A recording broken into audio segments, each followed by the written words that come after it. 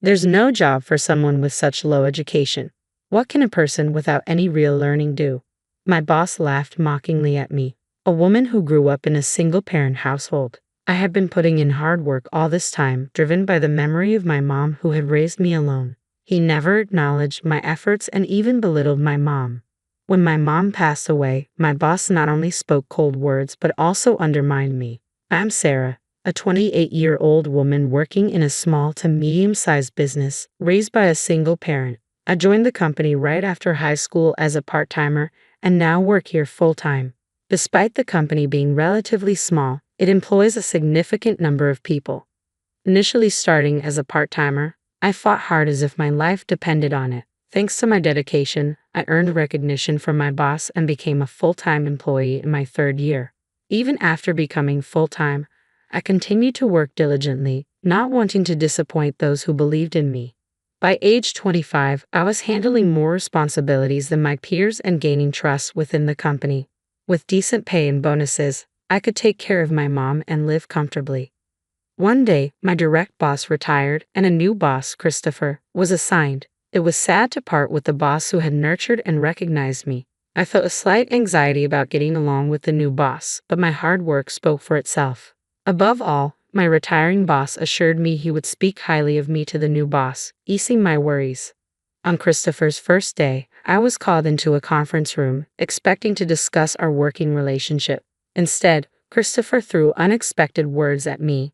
Are you Taylor, the high school graduate from a single-parent household who started part-time and worked your way up?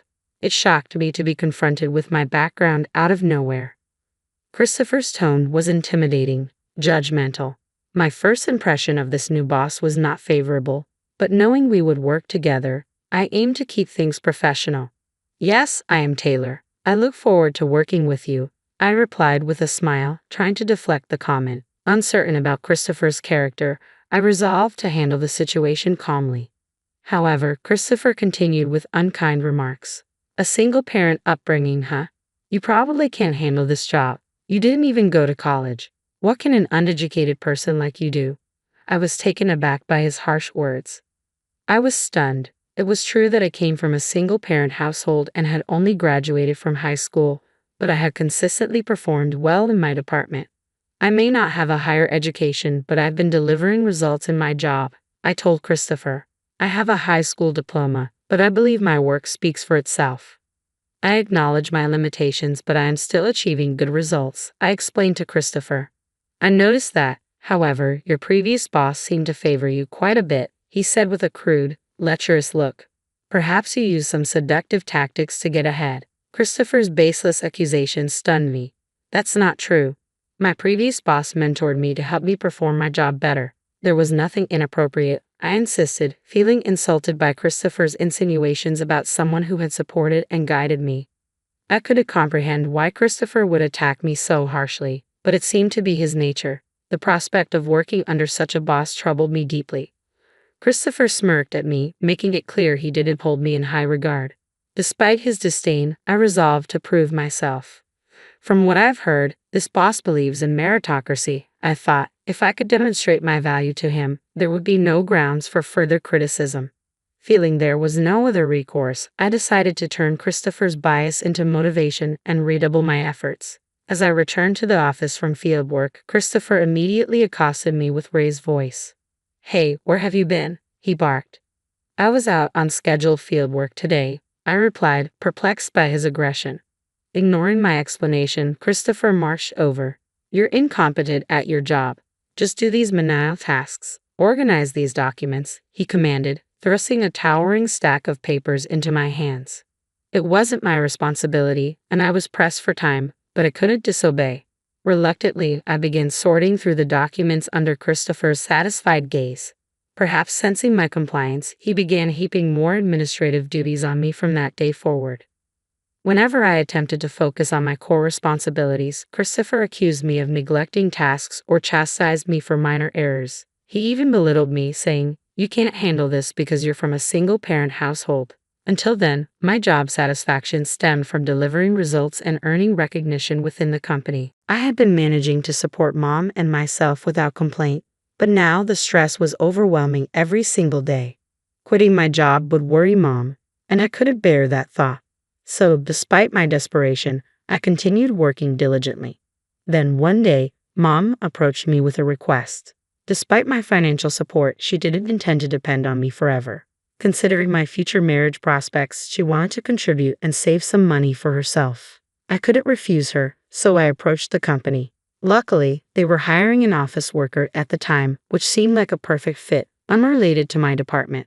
Hoping to avoid dealing with my difficult boss, I arranged an interview for Mom, and she was successfully hired. Mom began her new role as an office worker at the same company where I worked.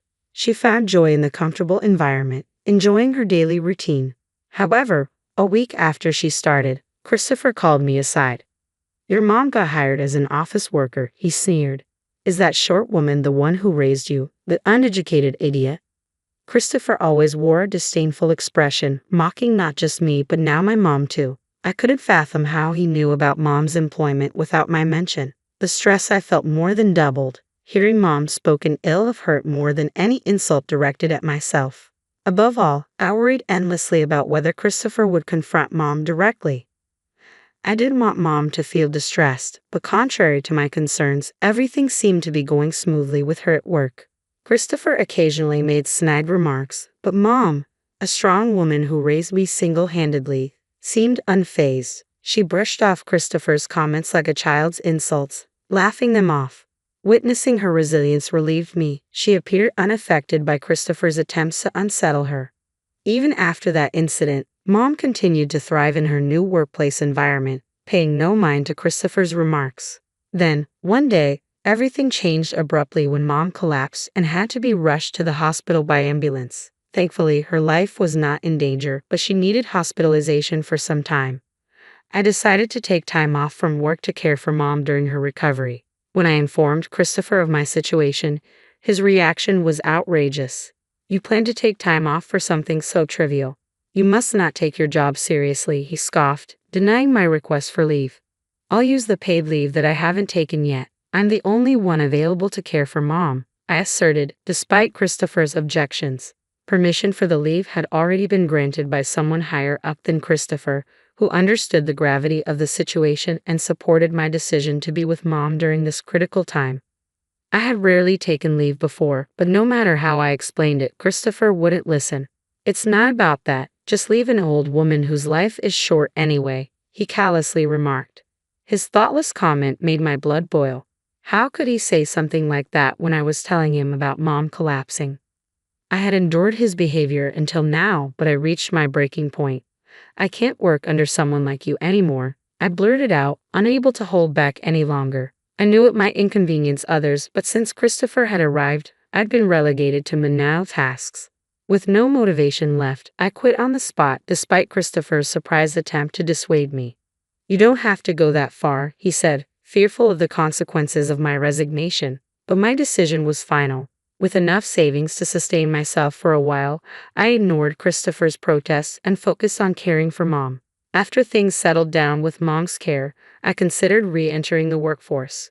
While I initially thought about returning to similar work, my confidence had grown. Inspired by lessons in business management from my retired former boss, I took a bold step. I started my own company. I wanted to wait until things stabilized before telling Mom about my new venture. About a year passed, and my company was starting to find its footing when Mom's health suddenly deteriorated, requiring hospitalization once again. Balancing the responsibilities of caring for Mom and running my business was challenging, but I managed without taking any time for myself. Another year passed, and the company was thriving, offering reassurance of its stability. Though Mom's health hadn't improved, I wanted to ease her worries and planned to discuss it with her soon. Then suddenly Mom passed away. It felt unreal. A truly unexpected event. As her only child, I had no other family to rely on, so I had to quickly prepare to say goodbye. Suppressing my tears, I made necessary arrangements. Despite not having worked long as a clerk, many people from the company where Mom was well-liked offered to attend her funeral. Perhaps it was Mom's warm personality that drew them, but their presence was a comfort.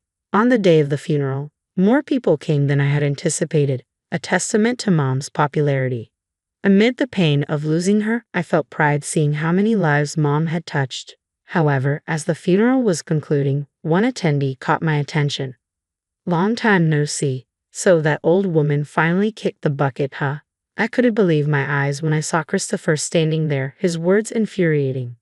Though he may have had some prior interaction with Mom, I hadn't invited him to the funeral, and couldn't fathom why he had come. I would never have invited someone like him to Mom's funeral. My old boss smirked at my stunned expression, the same disdainful look he wore when belittling our single-parent household. Unpleasant memories flooded back, and I could only glare at Christopher. Approaching me, Christopher handed over a bunch of flowers. "Here, some flowers. She may not have been able to give her daughter a proper education, but at least I can do this much." His words cut deep, delivered at such an inappropriate moment. I wanted to yell in anger but restrained myself. I couldn't let Christopher spoil Mom's funeral or inconvenience the other mourners. With a heavy heart, I accepted the flowers in silence. To my disbelief, the flowers looked like they had been hastily picked off the street. Had Christopher come all this way just to mock me like this? As Christopher saw my expression, his grin widened maliciously. That moment, my suppressed emotions erupted. I couldn't remain silent after hearing such disrespect toward my beloved Mom. "If this is how you truly feel about me, then I understand. In that case, I'll have to cancel our business deal with your company." Christopher stared blankly, clearly perplexed. "Deal? What are you talking about?" My former boss looked clueless, so I calmly explained the implications of my words. "I have been asked by colleagues and seniors in the sales department to sign numerous contracts, though I want to terminate them all. I need to reconsider our relationship with a company that employs someone like you," I declared firmly. Initially, my former boss didn't take me seriously. However, the next day, he sent a formal notice to Christopher's company. Christopher's face went pale upon receiving it. He clearly hadn't expected that I had started a successful business. Realizing the gravity of the situation, Christopher came to apologize promptly. I'm sorry," he muttered, his apology lacking sincerity. My anger simmered. "Sorry? Do you think that's enough? You insulted my mom while she was alive, gave me only menial tasks, and what about the funeral?" I continued, my voice steady despite the turmoil inside. Christopher appeared speechless while the president accompanying him apologized deeply. "I am so sorry for not intervening," he said, tears welling in his eyes. His genuine remorse touched me deeply, considering how much he had supported me in the past. Out of respect for the president and his sincere apology, I decided to reconsider continuing the business relationship. As we discussed next steps, Christopher visibly relaxed. "I'm relieved. Let's let bygones be bygones and move forward together," Christopher said with an awkward smile, extending his hand for a handshake. His assumption of reconciliation was premature. "You're fired, Christopher," the president announced abruptly, shocking us all. "What? Fired? Why?" I apologized, and we're continuing the deal, Christopher protested, disbelief written all over his face. The president remained resolute. "I've decided to terminate your employment knowing I will not continue this business relationship under these terms." I agreed to proceed only out of respect for the president. "I want you to understand, I will never forgive you, no matter what you say," I asserted firmly. Christopher fell silent, visibly affected by my words. "It's the consequence of your own actions," the president interjected dismissively, leaving with a dejected Christopher and Tao. The next day, it became apparent that my former boss had indeed been fired from the company. Shortly afterward, I received a resentful call from Christopher, lamenting the loss of his job and the challenges of finding new employment at his age. "You've ruined my life. Take responsibility for what's happened," he shouted angrily over the phone. In response, I made an unexpected proposal to the furious Christopher. "How about I hire you at my company? I can't offer much in terms of pay, but it seems you're out of options because of me." Upon hearing this, Christopher exploded with emotion and abruptly hung up. The idea of being employed by someone he had ridiculed must have been a deep humiliation for him. I didn't expect him to accept the offer. A month later, however, unable to secure another job, Christopher reached out to me and asked to be hired. It surprised me, but I decided to give him a chance. Now, in a role reversal, and made Christopher experience the same menial tasks and lack of responsibility that I had endured. "Why do I have to do these menial tasks? Anyone could do this," he complained bitterly. Ignoring his protests, I kept him on simple tasks, reminding him, "If you can't handle these basic duties, you'll be dismissed for incompetence." The boss's orders are absolute. There's no room for defiance. Christopher appeared downtrodden, a stark contrast to his arrogant demeanor in his previous role. Eventually, unable to bear the humiliation, he quit the company. Reflecting on this experience, I realized the irony of Christopher facing what he had inflicted upon me. Treating others as he had treated me led to his downfall, a simple truth he failed to grasp. Meanwhile, my company continues to grow steadily and thrive. I've learned that persistent effort yields results, whereas without it, success remains modest at best. Whether one ends up like Christopher or not ultimately depends on understanding this fundamental lesson. The call came at 3 a.m., just as I was putting the finishing touches on my latest blog post about revolutionizing traditional pasta techniques. I almost ignored it. Who calls at this hour? But seeing Jackson's name flash across my screen after 5 years of silence made my hand freeze mid-keystroke.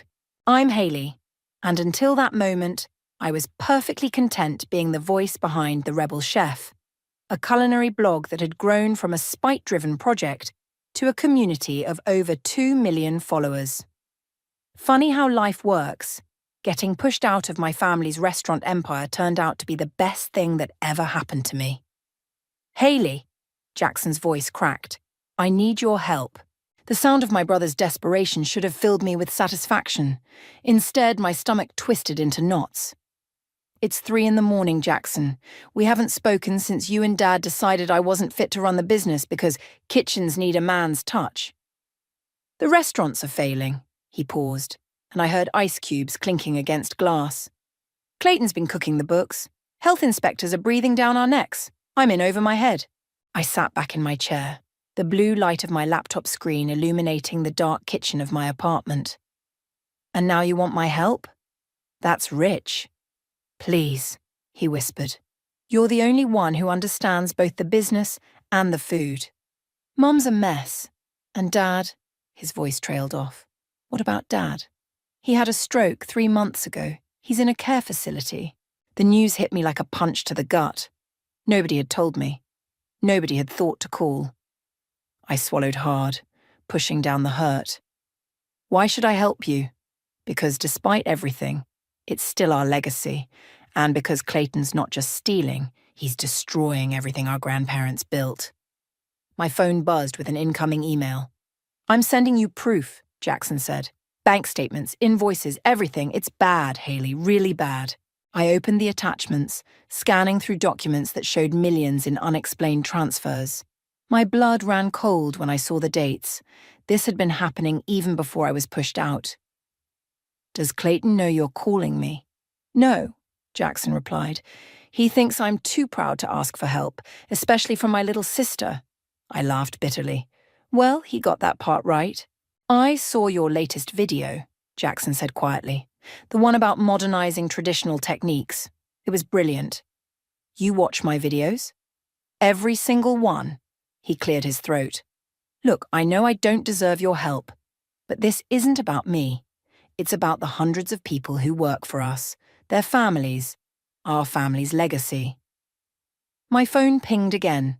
This time it was Marley, my best friend and fellow food blogger. Girl, you up? Your pasta video just hit 500k views in 2 hours. I should have been excited. Instead, I was staring at the old family photo on my wall. All of us in the kitchen of our first restaurant, flour-covered and laughing, before everything fell apart. If I help, I said slowly, things will be different this time. I won't be sidelined or dismissed. Name your terms. I'll need to think about it. I paused, remembering something. That health inspection you mentioned, was it at the flagship restaurant? How did you know? Mohammed still sends me updates. He's been worried. Jackson swore under his breath. Clayton's going to lose it when he finds out you're involved.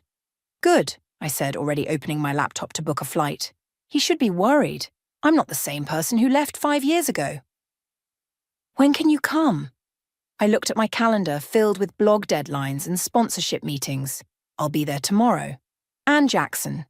This time, I'm not leaving until I get what I deserve. After hanging up, I sat in the darkness of my kitchen, my mind racing. 5 years ago, I'd left with nothing but a broken heart and a determination to prove them wrong. Now I had a platform, a voice, and an army of followers who believed in my vision for the culinary world. My phone lit up with another message from Marley. "Hey, why aren't you celebrating? This is huge." I typed back quickly. "Change of plans, family emergency, need your help with something big." "The prodigal daughter returns," she replied immediately. "Count me in." "Want me to start digging?" "Yes," I wrote. "Everything you can find on Clayton Myers. Financial records, business dealings, everything." I closed my laptop and walked to the window, watching the city lights flicker in the pre-dawn darkness. Tomorrow, I'd walk back into the world that had rejected me, armed with knowledge, experience, and a determination to set things right. But first, I had a blog post to finish. After all, success is the best revenge, and I was about to serve mine piping hot. The familiar scent of garlic and rosemary hit me the moment I pushed open the heavy doors of Long's kitchen. 15 years of memories flooded back, learning to make pasta at my grandmother's side, experimenting with recipes late into the night, dreaming of the day I'd run this place. "Welcome to—" "Oh!" The hostess's rehearsed greeting died on her lips. "Miss Haley?" "Hello, Sarah."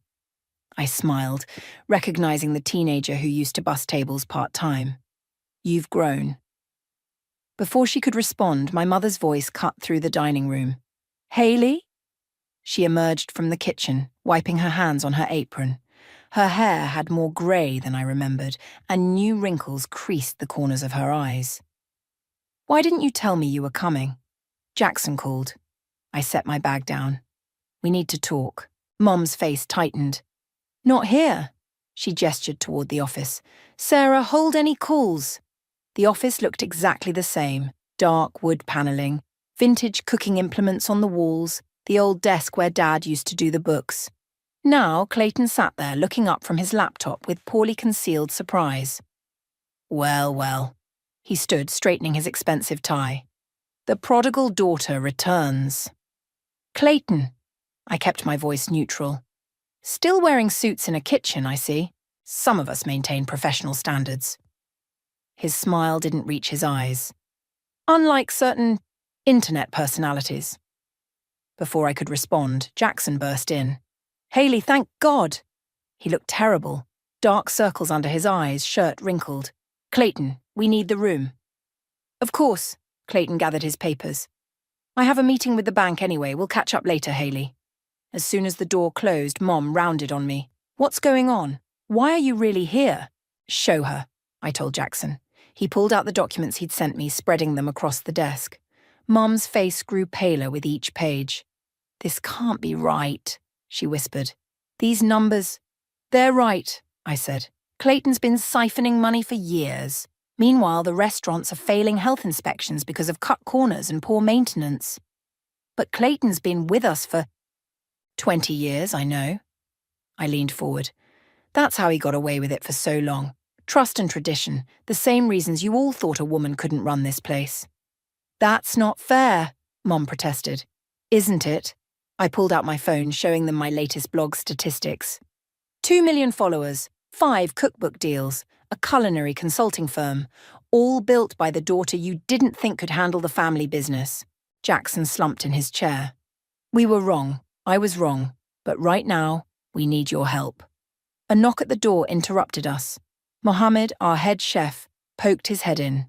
"Sorry to interrupt, but Clayton just left with all the pending invoices and the new supplier contracts." "What?" Jackson jumped up. "That's not all." Mohammed glanced at me. "The health inspector's coming back tomorrow. Clayton was supposed to handle the repairs they cited last time, but nothing's been done." Mom sank into a chair. "We'll fail the inspection." "No, we won't." I stood up, already rolling up my sleeves.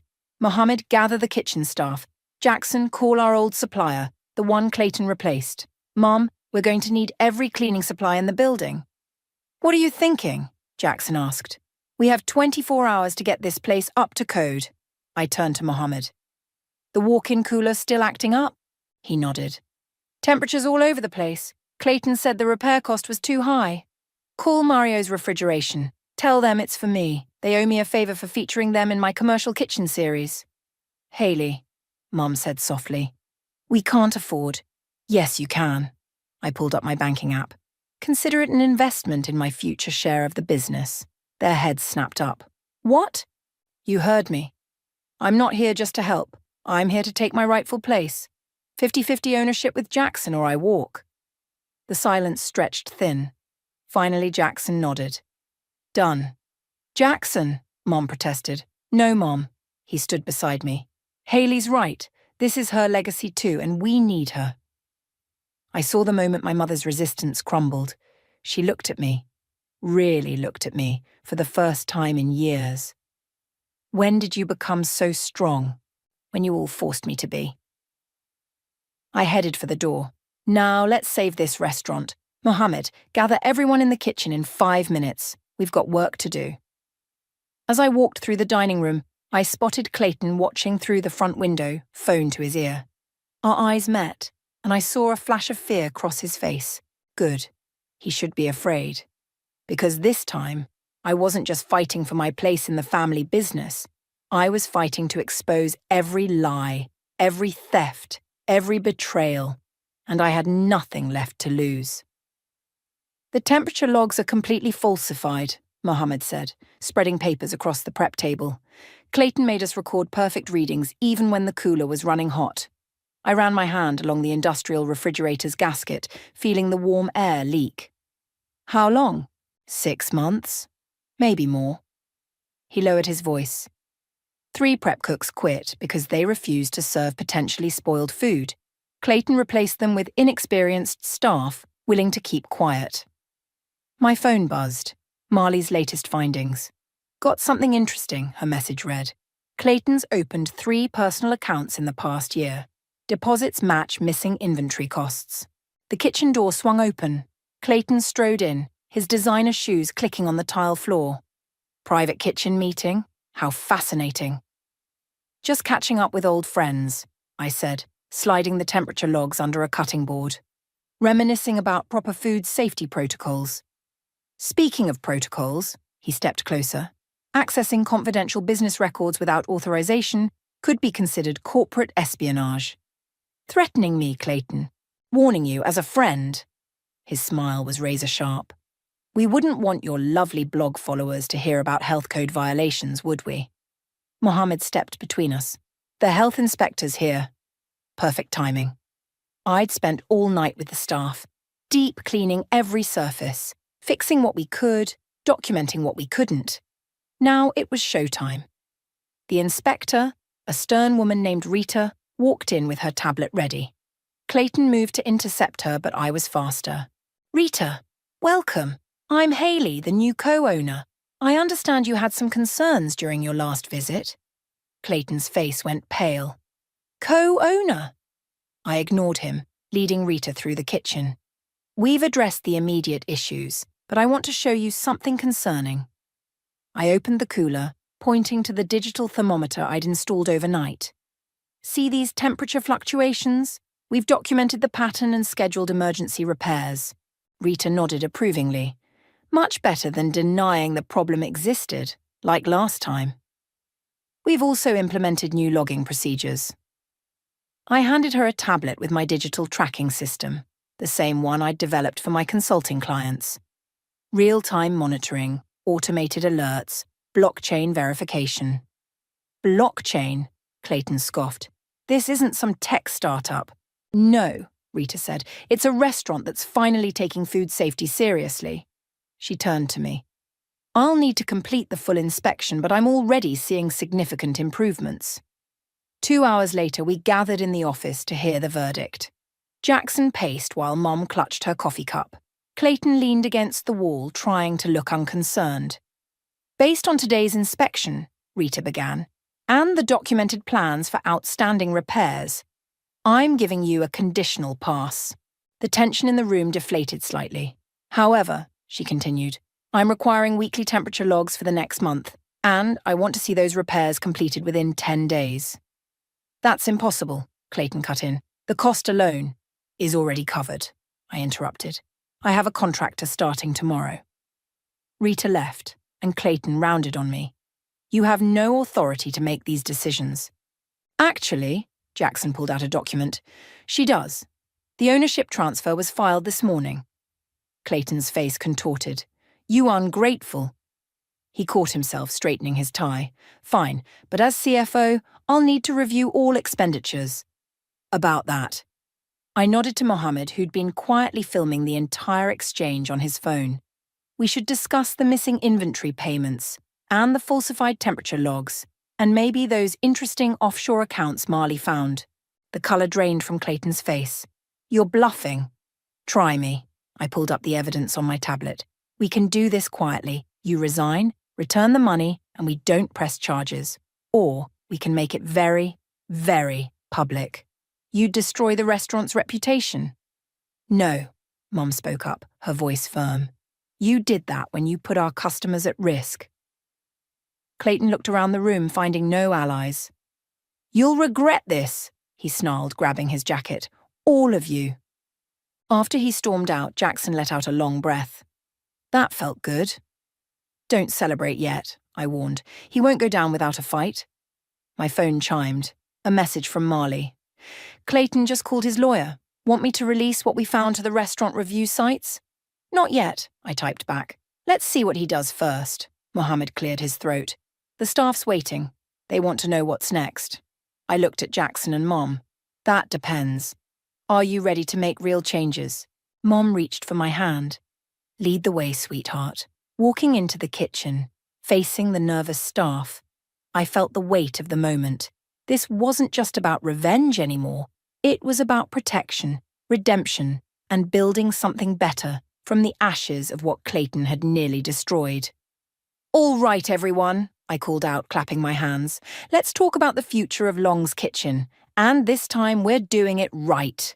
300 cancellations in 2 days. Jackson slammed his laptop shut. Clayton's been busy. I looked up from the prep station where I was teaching 2 line cooks my signature pasta technique. What's he doing? Anonymous reviews claiming food poisoning. Social media posts about health violations. He's trying to tank us before we can expose him. Let me see. I wiped my hands and took Jackson's phone. The comments were clearly coordinated. Same writing style, posted within minutes of each other. Marley can help with this. She's dealt with review bombing before. The kitchen door burst open. Mom rushed in, face flushed. The suppliers, they're refusing our orders. Clayton told them we're about to declare bankruptcy.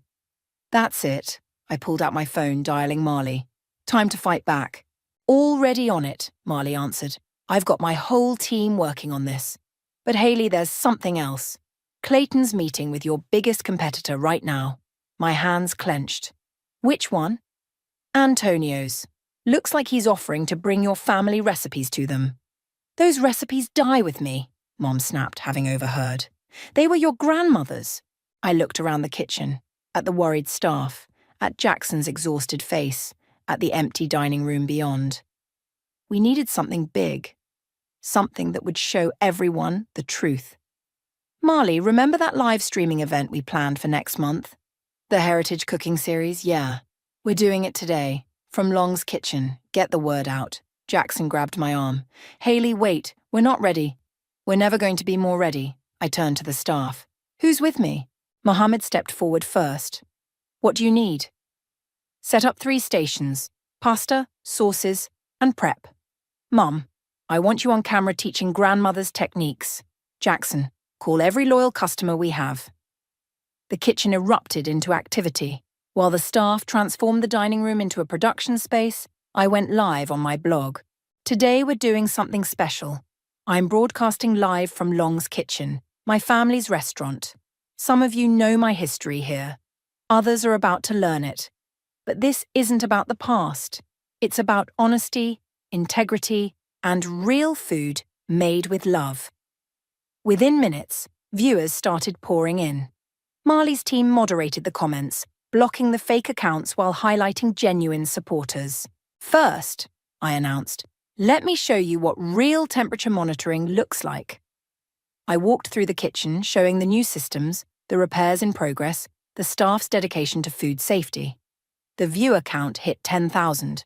Mom took over, demonstrating the handmade pasta techniques passed down through generations. These recipes, she said, her voice thick with emotion, aren't just instructions. They're our heritage, our soul. 20,000 viewers. Jackson, usually uncomfortable with publicity, found his groove explaining the business side. Yes, we've had problems. Yes, we made mistakes, but we're fixing them, openly and honestly. 30,000. Then the dining room doors flew open. Clayton stormed in, followed by 2 men in suits. "This ends now," he shouted. "You're violating confidentiality agreements." I kept the camera rolling.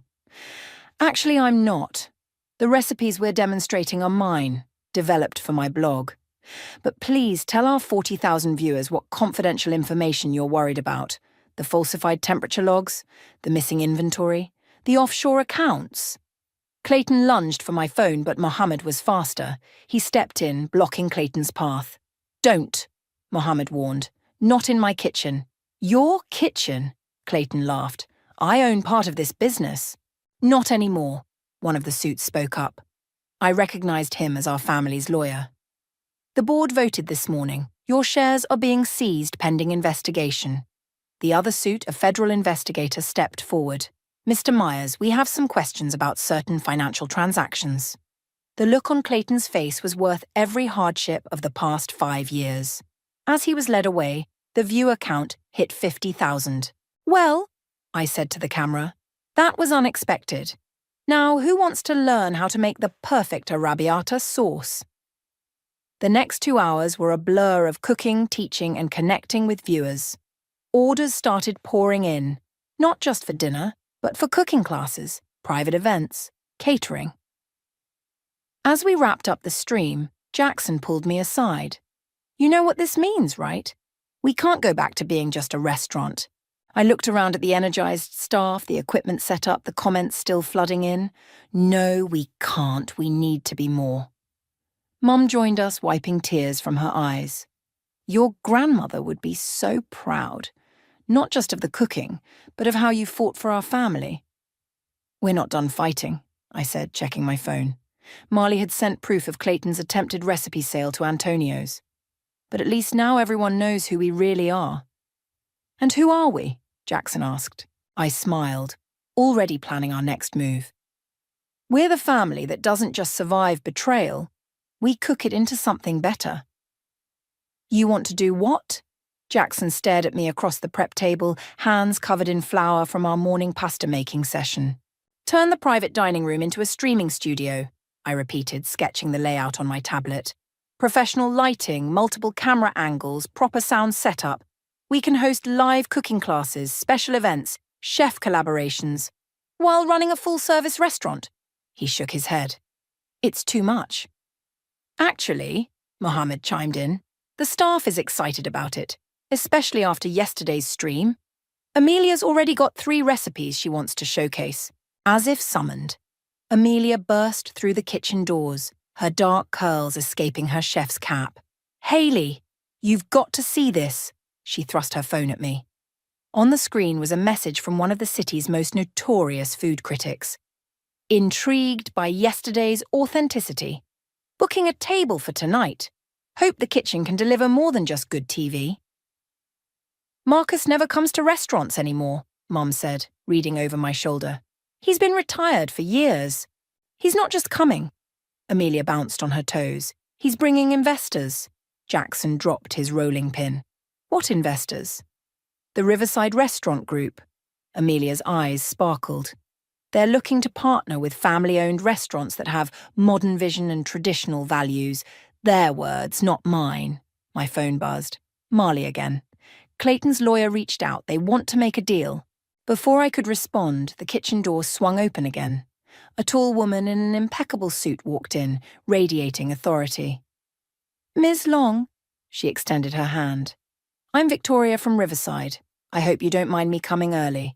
I wanted to see the real kitchen, not just the dinner service." I wiped my hands on my apron. "Perfect timing. We're just about to test some new recipes. Would you like to join us?" Victoria's professional facade cracked slightly, revealing genuine enthusiasm. "I'd love to." For the next hour, we walked her through our process. Amelia demonstrated her modern take on classic sauces, while Mom shared stories about the restaurant's history.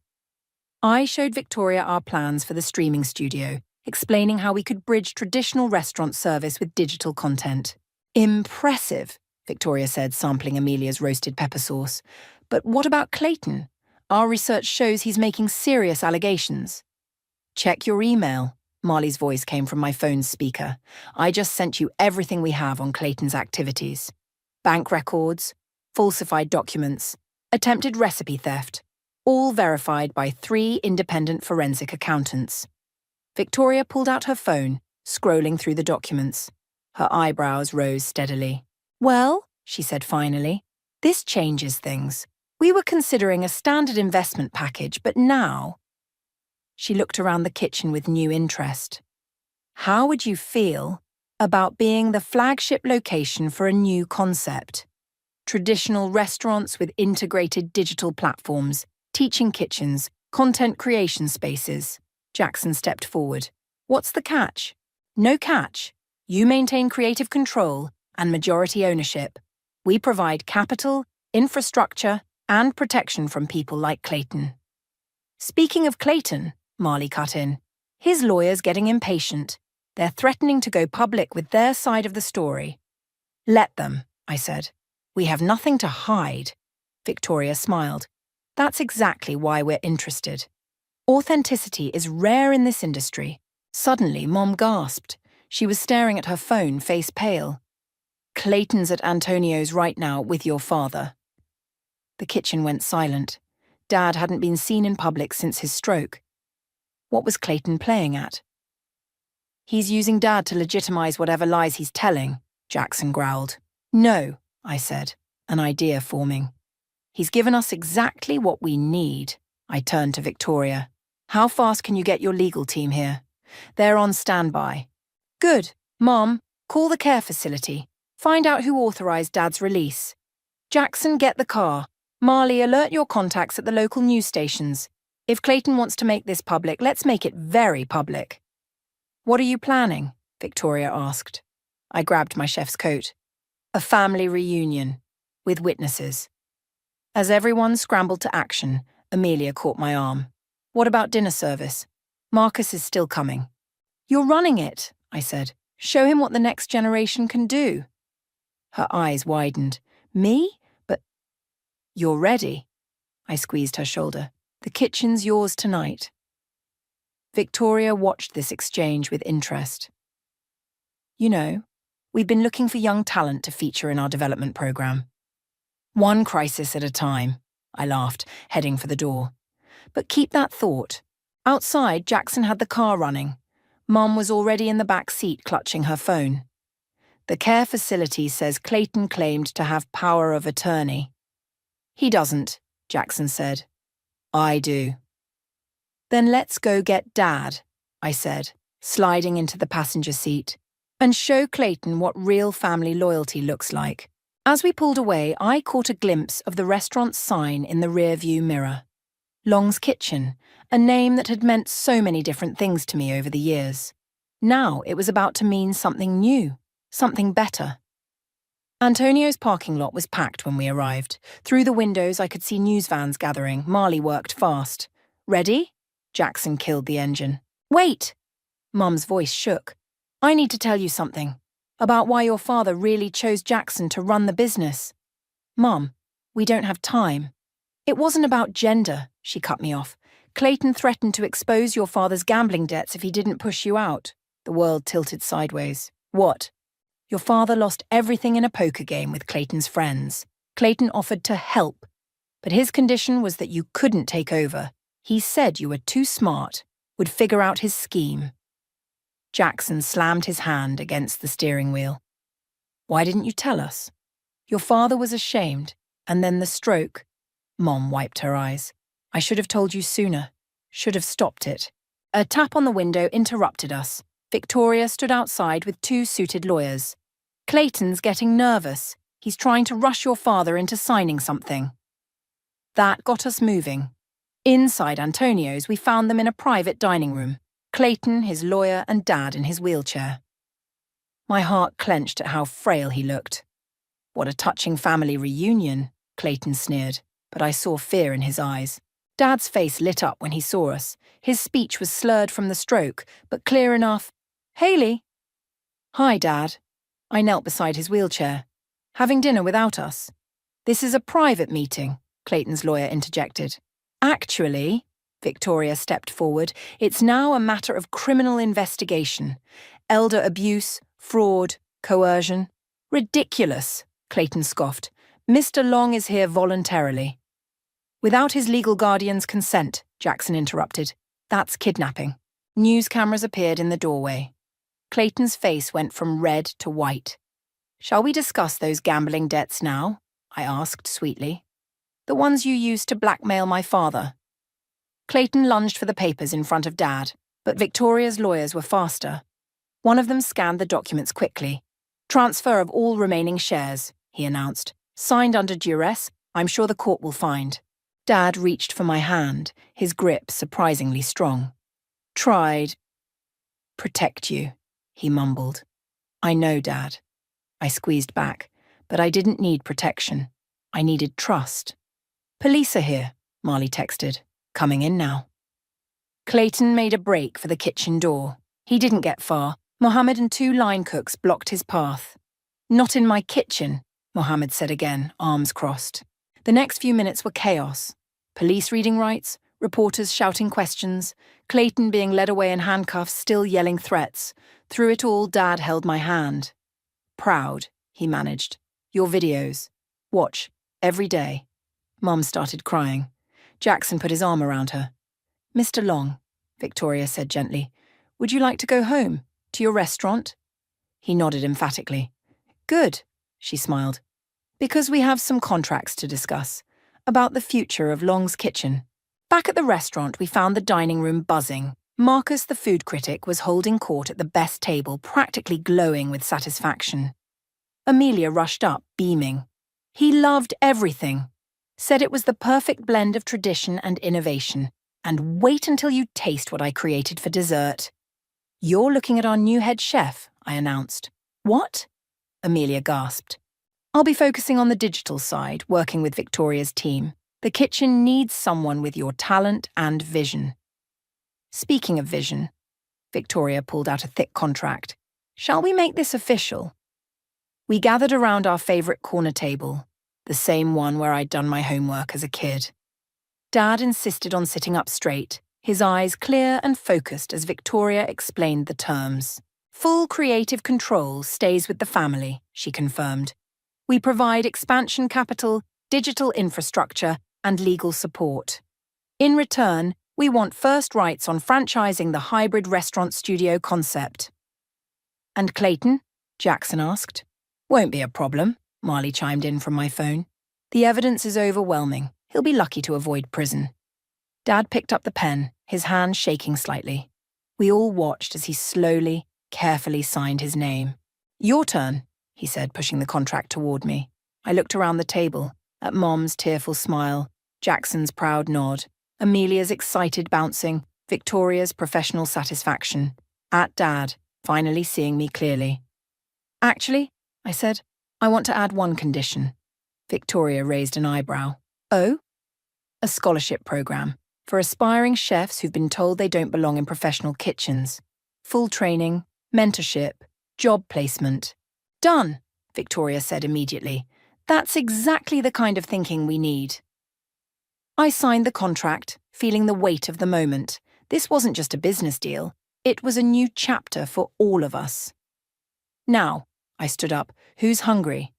I hear our new head chef makes an amazing dessert. 3, 2, 1, we're live." The red light on the main camera blinked on, and I smiled into the lens. Behind me, the newly renovated teaching kitchen gleamed. "Welcome to the first official broadcast from Long's Kitchen's Culinary Academy. I'm Hayley, and today is special. Not just because we're launching our scholarship program, but because we're finally sharing the full story of what happened here 3 months ago." The studio audience, filled with food bloggers, critics, and aspiring chefs, leaned forward. In the front row, Dad sat in his wheelchair, stronger now after weeks of therapy. Mum and Jackson flanked him, both trying not to cry. "But first," I continued, Let me introduce our head chef, Amelia, who's going to demonstrate the dish that saved our restaurant. Amelia stepped into frame, confidence radiating from every movement. Thanks, Hayley. This is my modern take on a classic family recipe, with a twist that even Marcus couldn't guess. As she began cooking, I checked my phone. The viewer count was already past 100,000. Marley's message popped up. Clayton's sentencing is tomorrow. His lawyer's making one last attempt to negotiate. No deals, I typed back. The studio door opened quietly, and Victoria slipped in with a group of investors. Their expressions shifted from skeptical to intrigued as they watched Amelia work her magic. Now, Amelia was saying, the secret is in the timing. You want the sauce to reduce just enough to... A commotion erupted outside. Mohammed burst in, face flushed. Clayton's here, with reporters. Perfect timing, I smiled, turning back to the camera. Let's show everyone what real transparency looks like. Mohammed, bring them in. Clayton stormed in, followed by a pack of journalists. He looked awful, expensive suit replaced by rumpled business casual, hair unkempt. You're ruining everything, he shouted. This isn't what fine dining is about? No? I gestured to the cameras. Let's ask our viewers. What matters more, pretense or passion? Secrets or honesty? The comment feed exploded. Viewers shared their own stories of exclusion from the culinary world, of being told they didn't belong. You think this digital circus is success?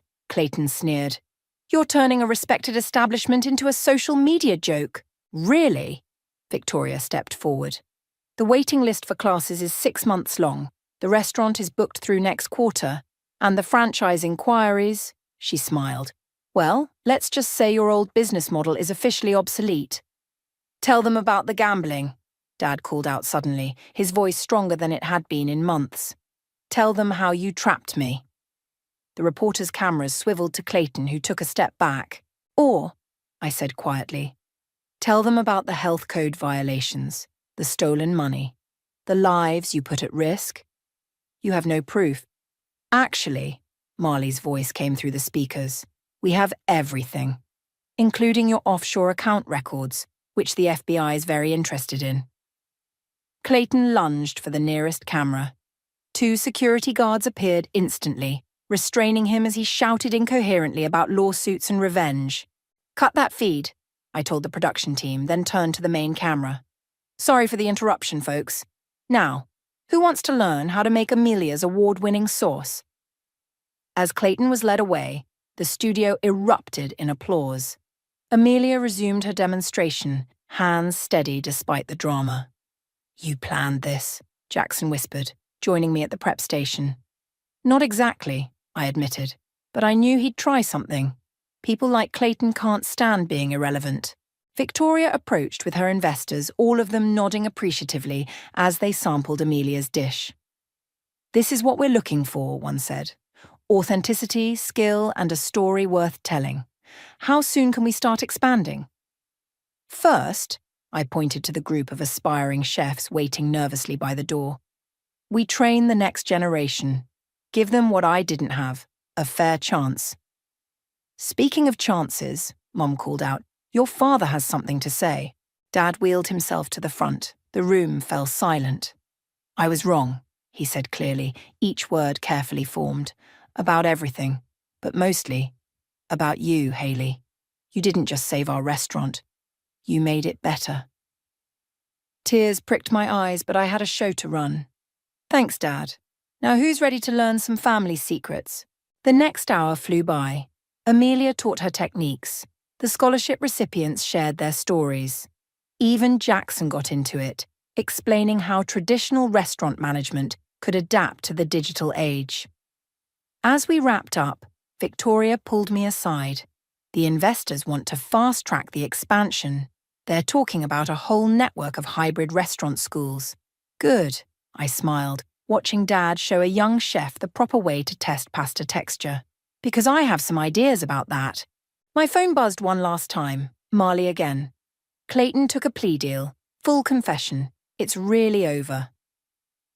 I looked around the studio, at my family, whole and healing, at Amelia, teaching with passionate confidence, At the next generation of chefs, eyes bright with possibility. No, I typed back, it's just beginning. And that's how you break into the culinary world, I said to the camera, setting down my knife. Not by waiting for permission, but by creating your own path. The studio lights dimmed, and our newest class of scholarship students burst into applause. Among them sat Clayton's daughter, Rachel, who'd reached out to me after his sentencing. She had her father's determination, but her own fierce integrity. Before we end today's session, I continued, I want to introduce someone special. Amelia? Amelia stepped forward, wiping her hands on her apron. As most of you know, I started in this kitchen as a line cook. Today, I'm announcing the opening of my own restaurant, with Long's Kitchen as a partner. The students cheered. Rachel jumped up, hugging her mentor. Over the past months, Amelia had taken the girl under her wing, helping her heal from her father's betrayal through cooking. But that's not all, I added. Show them, Dad. Dad wheeled himself to the front, his movements stronger each day. He held up a leather-bound book, my grandmother's original recipe journal. This belongs to all of us now, he announced. No more secrets, no more exclusion. Every recipe, every technique, it's going into the Academy's curriculum. Mom gasped. Even Jackson looked surprised. That journal had been our family's most guarded treasure. Are you sure? Amelia asked softly. Look at the first page, Dad said. Amelia opened the book. There, in my grandmother's handwriting, was an inscription none of us had noticed before. Food made with love must be shared or it loses its soul. She knew, I realized. She always knew this day would come. The studio door opened and Victoria entered with Mohammed. They were grinning. Tell them! Mohammed burst out. Victoria laughed. The first satellite academy opens next month in New Orleans. Mohammed's running it. With a few modifications, Mohammed added. We're adding a whole section on fusion cuisine, breaking down cultural barriers through food. Speaking of breaking barriers, Marley's voice came through the speakers. You might want to check the latest industry rankings. I pulled up the list on the main screen. There it was. Long's Kitchen Academy, rated the most influential culinary institution of the year. Not for our food alone, but for our mission to transform the industry. This calls for a celebration, Jackson declared. Kitchen's closed to the public tonight. Family dinner? Family and friends, I corrected, looking at our students. Everyone's invited. Hours later, the kitchen buzzed with activity. Students and instructors cooked side by side. Rachel worked confidently at the pasta station, demonstrating her grandmother's techniques to younger students. The very traditions Clayton had tried to hoard were now freely shared. Try this, Amelia called out, offering a spoon of sauce. Something new I'm working on. The flavors exploded on my tongue. Familiar but revolutionary, just like everything else we'd built. Perfect for the opening menu, I said. About that. She fidgeted with her apron. I want to call the restaurant Second Chances. My throat tightened. Amelia.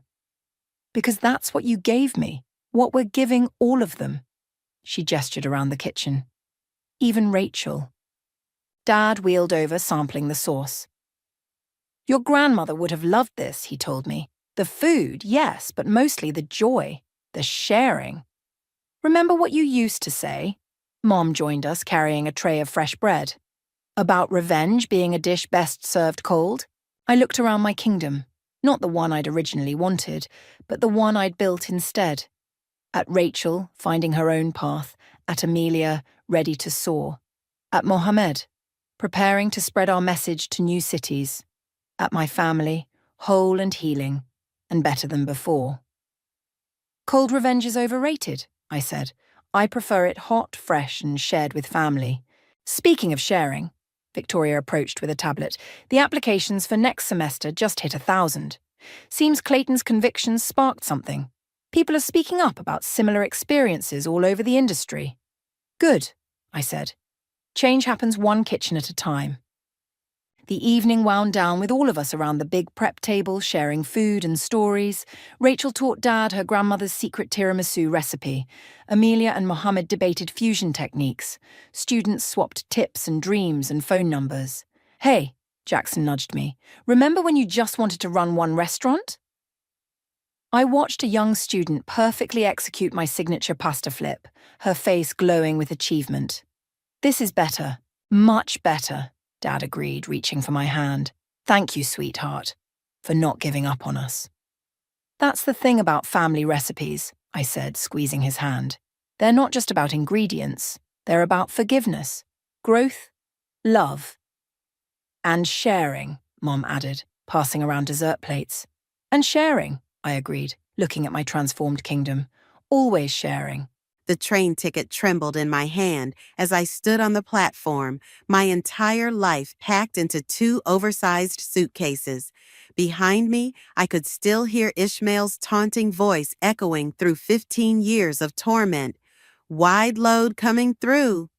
The memory made me grip the ticket tighter, my knuckles turning white. "I'm Gwendolyn, and this was the day I decided to stop being the family punching bag." "Gwen," my mother's voice cut through the station noise. I turned to see her rushing towards me, her face flushed.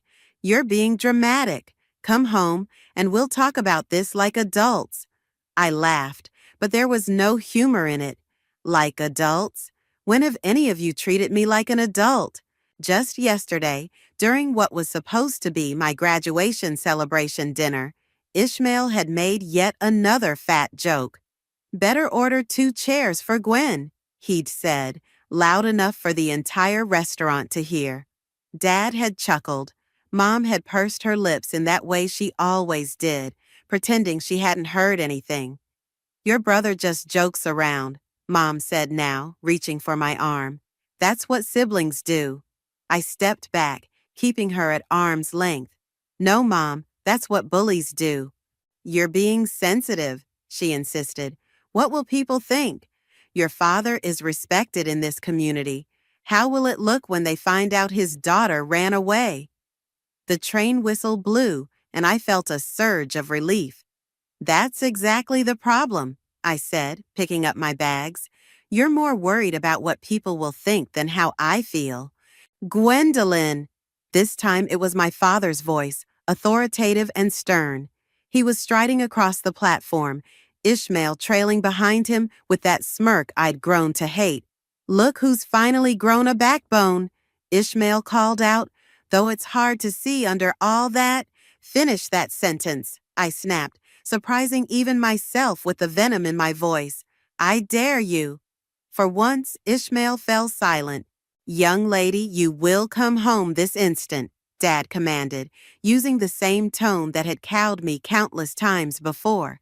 "This behavior is unacceptable." "No, what's unacceptable is how you've let him treat me," I said, gesturing toward Ishmael. "What's unacceptable is how you've all pretended it wasn't happening. What's unacceptable is that I had to get straight A's, join every club, and win every competition just to feel like I was worth something, while he got praise just for existing." The train doors opened with a hiss. Other passengers began boarding, giving our family drama a wide berth. "You're my daughter," Dad said, his voice softening slightly. "Of course you're worth something." "Really? Then why didn't you ever stand up for me?" My voice cracked, but I forced myself to continue. "Why didn't you stop him? Why didn't anyone stop him?" Mom started crying, dabbing at her eyes with a tissue. "We love you, sweetheart. We just didn't want to make things worse." "Worse than what?" I asked, stepping onto the train. "Worse than making your daughter feel worthless in her own home?" "Come on, Gwen," Ishmael said, rolling his eyes. "You're being ridiculous. It was just jokes." "Jokes are supposed to be funny," I replied, my voice steady now. "And one day, Ishmael, you're going to learn that actions have consequences." The doors began to close. Dad moved forward, but it was too late. "If you leave like this," he warned, "don't expect to come back." I met his eyes through the glass. "That's the plan." As the train pulled away, I watched my family grow smaller on the platform. Mom was still crying, Dad looked angry, and Ishmael was laughing, probably already thinking about how he'd tell this story to his friends. My cousin Barrett had slipped me the contact information for his friend in the city, promising me a place to stay until I got on my feet. It wasn't much, but it was more support than I'd gotten from my immediate family in years.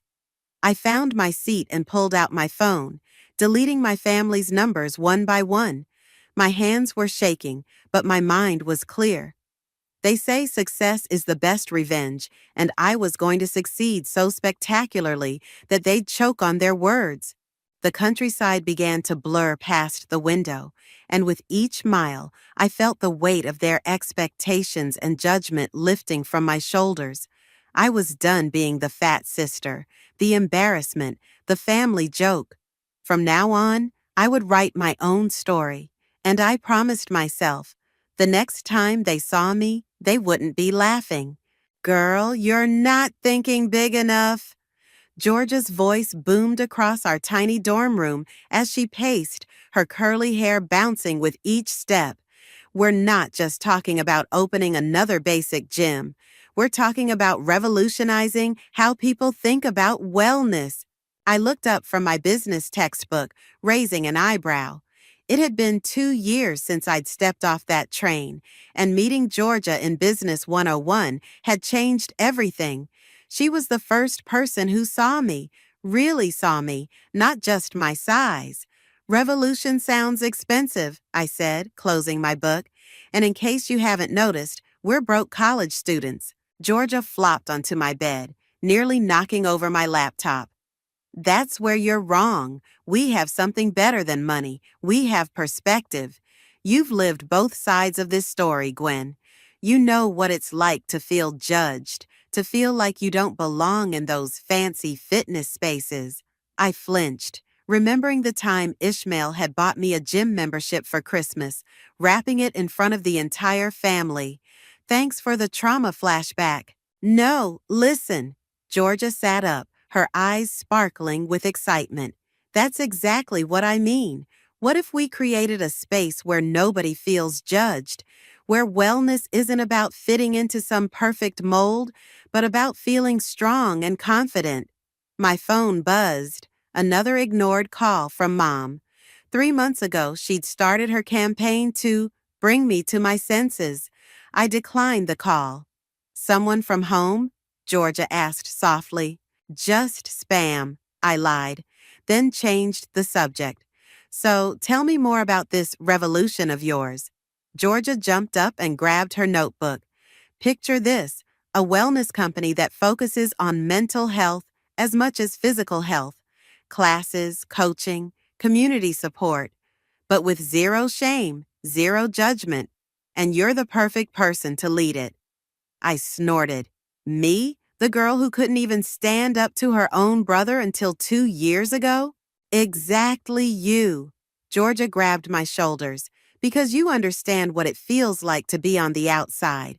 You know what people need to hear, what they need to feel. Plus, you're literally acing every business class we take. Just then, my phone buzzed again. This time, it was a text from my cousin Barrett.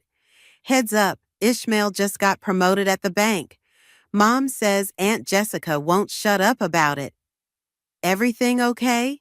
Georgia asked, noticing my expression. I showed her the text. Golden Boy strikes again, probably didn't even earn it. Dad's golf buddy is on the board. Georgia read the text, then looked at me with that determined expression I'd come to know well.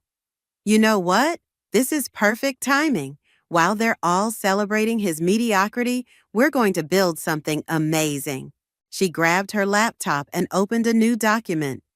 Let's do this right now. What would you have wanted to hear when you were at your lowest? What would have made you feel strong instead of broken? For the next few hours, we brainstormed. The ideas flowed faster than we could type them. By midnight, our vision had taken shape.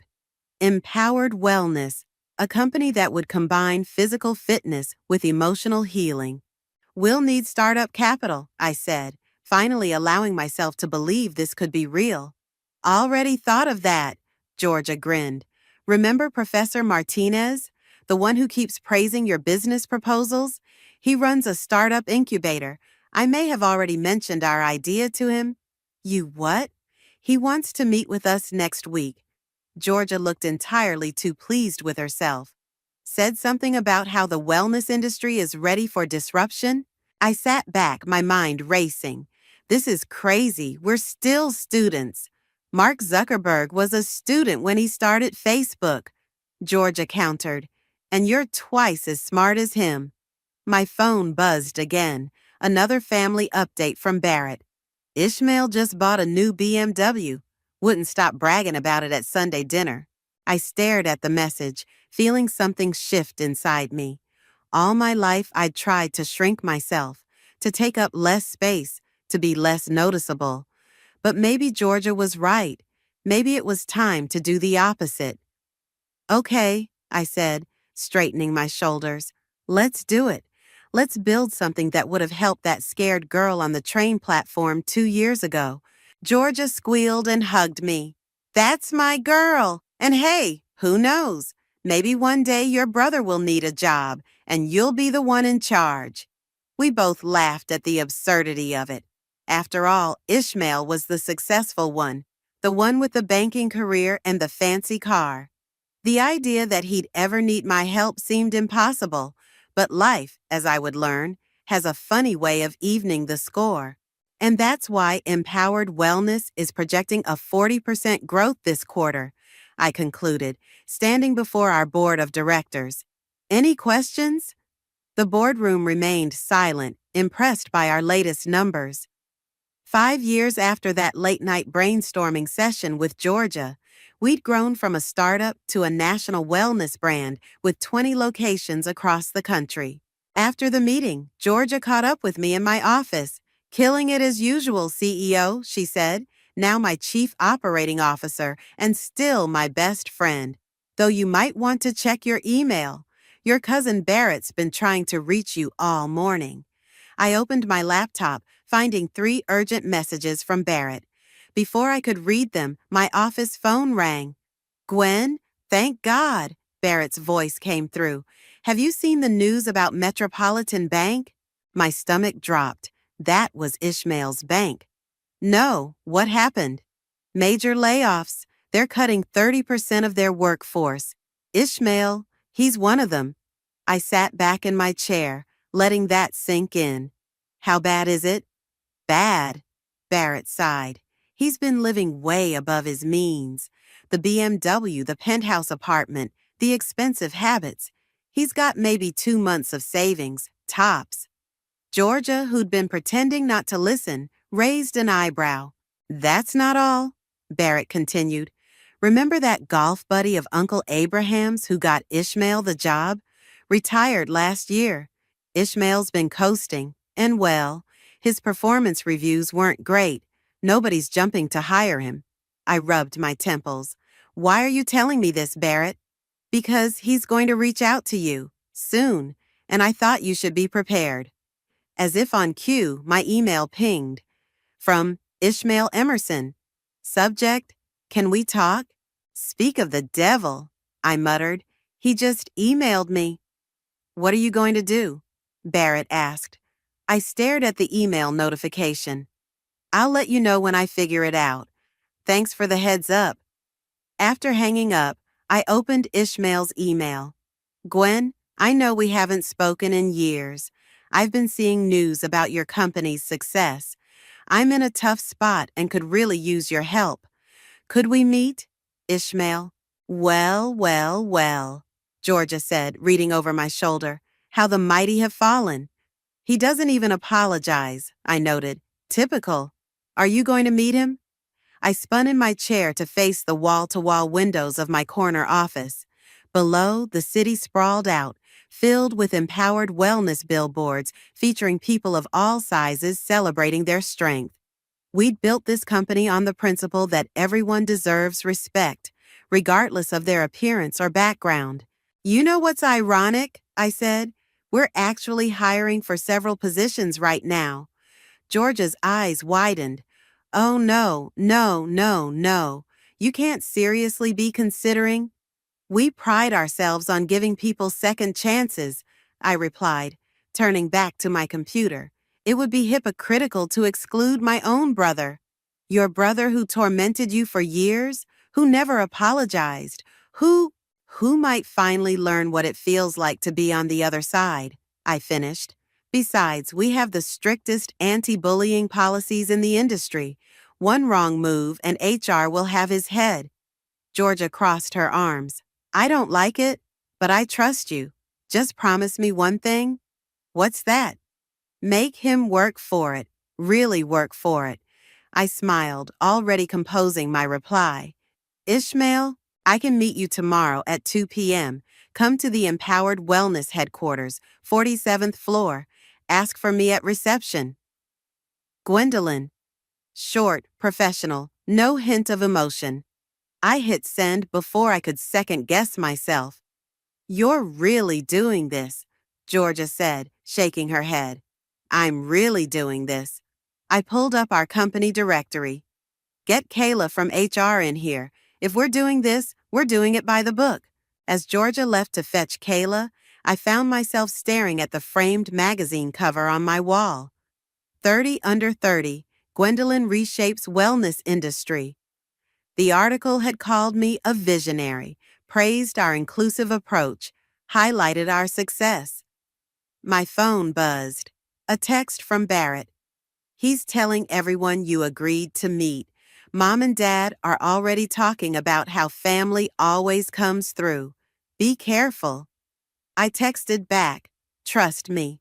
Because while they were all assuming I'd give Ishmael an executive position, something worthy of the golden child, I had other plans. Sometimes karma needs a little help, and I was finally in a position to deliver it.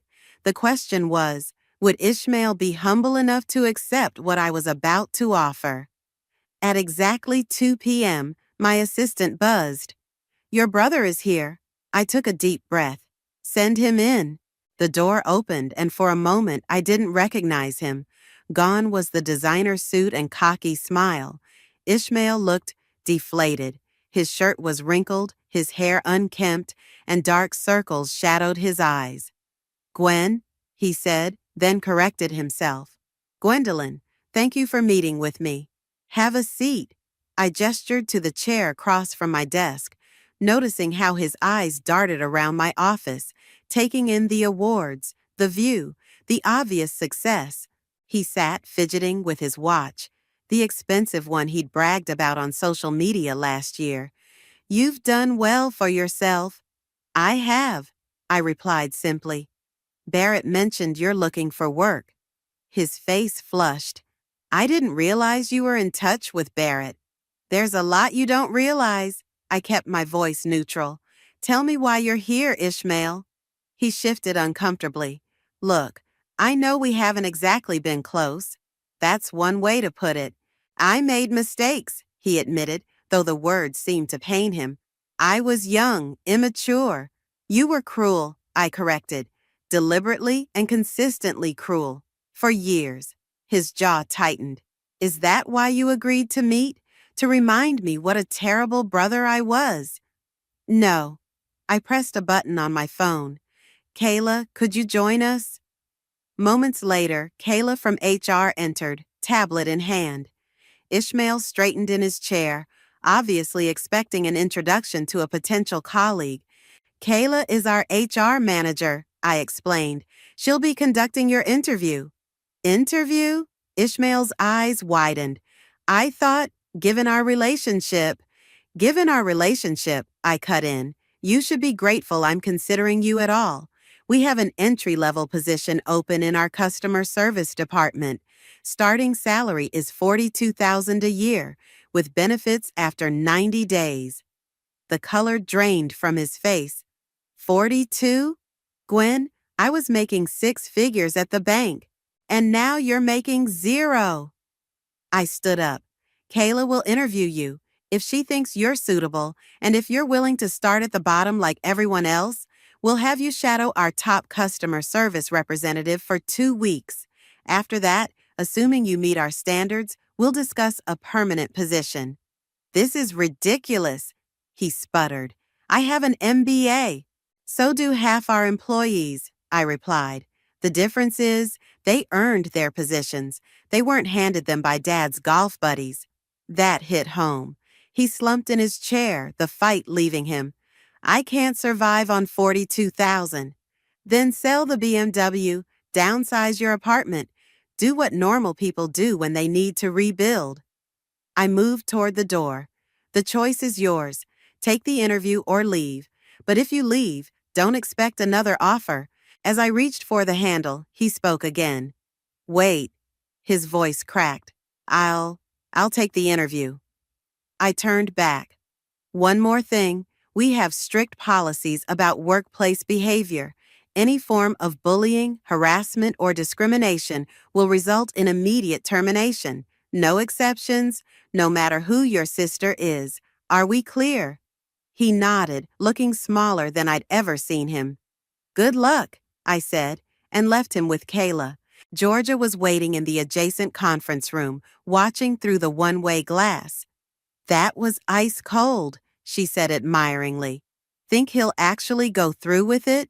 "He's desperate enough." I watched as Kayla began the interview. "And he needs to learn." "Learn what?" "That actions have consequences. That you can't treat people like garbage and expect them to help you. That maybe, just maybe, the little sister he tormented grew up to be someone worth respecting." My phone buzzed.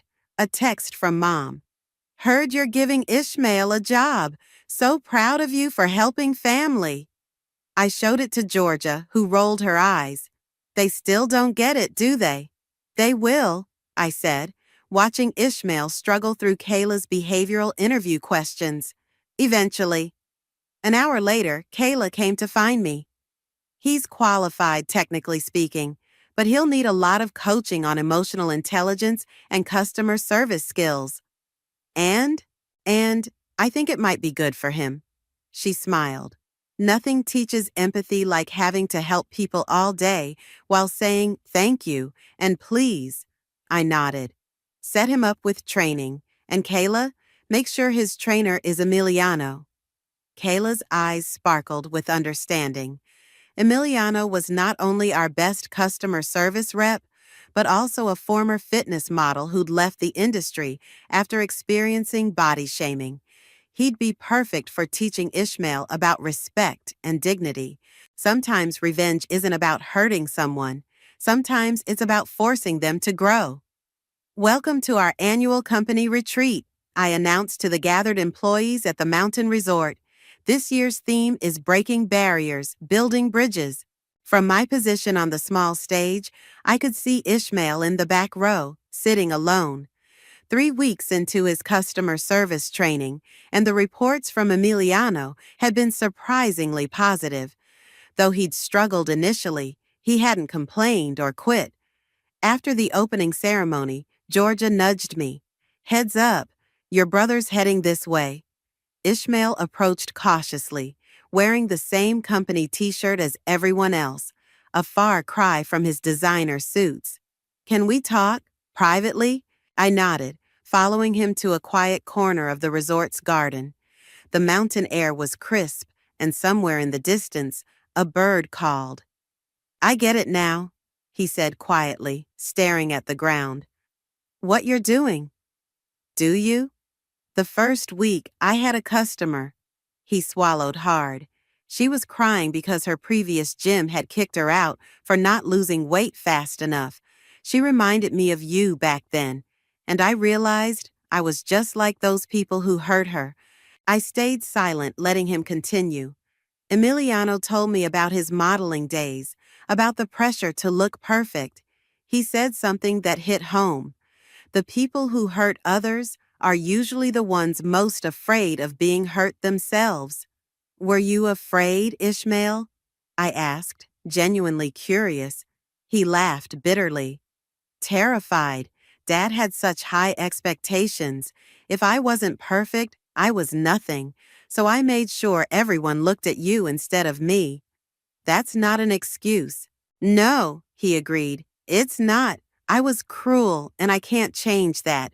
But watching you now, the way you've built this company, how you treat people, how they respect you, I'm sorry, Gwen. I'm so sorry. A group of employees walked past, laughing about the upcoming team building activities. One called out, "Great customer satisfaction scores this week, Ishmael." He smiled, looking surprised at the recognition. That's another thing. Here, people care about what you do, not who you know or how you look. That's the whole point, I said. Everyone deserves respect. Everyone deserves a chance to prove themselves. Even terrible brothers? Especially terrible brothers who are trying to change. Suddenly, Emiliano's voice called out from behind us. Sorry to interrupt, but we need our star customer service trainee for the trust fall exercises. I watched as Ishmael's face shifted from embarrassment to determination. Coming. He turned back to me. Thank you, Gwen, not for the job, but for for showing me a better way. As he walked away with Emiliano, Georgia appeared at my side. Well, that was unexpected. Think he means it? Look, I pointed to where Ishmael was now helping a plus-size employee adjust her safety harness for the trust fall, showing genuine patience and care. That's not the same person who used to moo at me in high school hallways. My phone buzzed. Dad calling. I declined it. Still not ready? Georgia asked. They need to understand first, I said. Really understand. Later that evening, during the campfire session, I watched as Ishmael voluntarily stood up to share during the Moments of Growth segment. I used to be someone else, he began, his voice shaking. Someone who thought putting others down made me bigger. Someone who hurt the person who should have been my closest ally. My sister. The crowd grew quiet. Most knew I was his sister, but no one had heard the full story. But working here, seeing how strength comes from lifting others up, not tearing them down, it's changed me. To my sister, he looked directly at me. I know I don't deserve your forgiveness, but I'm grateful for the chance to earn it. The silence was deafening. Then Emiliano started clapping, and others joined in. I felt tears pricking at my eyes but held them back. After the session, Emiliano approached me. You know, when you asked me to train him, I thought you were crazy. But he's actually becoming one of our best advocates for body positivity and respect. People can surprise you, I replied, watching Ishmael chat with a group of colleagues, his posture relaxed, genuine. My phone buzzed again, this time a text from Barrett. Mom says Ishmael hasn't been to Sunday dinner in weeks. Says he's always working or studying customer service manuals. What did you do to him? I smiled, typing back. I didn't do anything. He's doing it himself. Because sometimes the best revenge isn't revenge at all. Sometimes it's giving someone the opportunity to face their own reflection and choose to become better. The question was, would it last? He's having trouble with Marcus from accounting. Kayla reported during our weekly HR meeting. Apparently, Marcus knew someone who worked with Ishmael at the bank. I set down my coffee. What happened? Marcus has been sharing stories about how Ishmael used to treat junior employees. It's creating tension in the break room. Georgia, who'd been quietly typing notes, looked up. Should we intervene? Before I could answer, there was a knock at my office door. Emiliano entered, looking concerned. Sorry to interrupt, but you need to hear this. He played a recording from that morning's customer service call monitoring. Ishmael's voice came through, remarkably patient as he handled an irate customer. Sir, I understand your frustration, he was saying. I used to judge people based on their appearance too, but I was wrong, and I hurt people I cared about because of it. Maybe this is a chance for both of us to learn. The customer's tone gradually shifted from hostile to reflective, By the end of the call, he'd signed up for our inclusive fitness program. That's the third call like this week, Emiliano said. He's turning our most difficult customers into advocates. While being ostracized by his co-workers, Kayla added. I stood up, walking to the window. Where is he now? Break room, Emiliano replied. It's not pretty.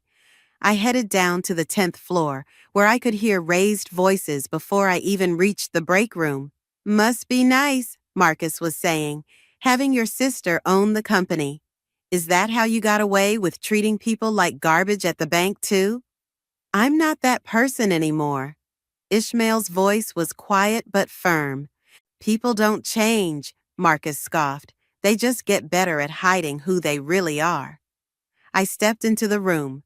Everyone froze. Actually, Marcus, I said, people do change. When they want to, when they work at it, when they face consequences and learn from them. Marcus straightened. Ms. Gwendolyn, Tell me, I cut him off. Did you know I was fat in high school? The room went silent. I was, and Ishmael, he was my biggest bully. Made my life hell.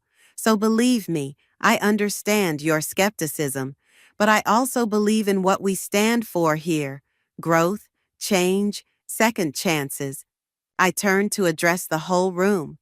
Yes, Ishmael is my brother. No, that's not why he's here. He started at the bottom, just like everyone else. And yes, he used to be exactly who you think he was. But the man standing here now, he's choosing to be better.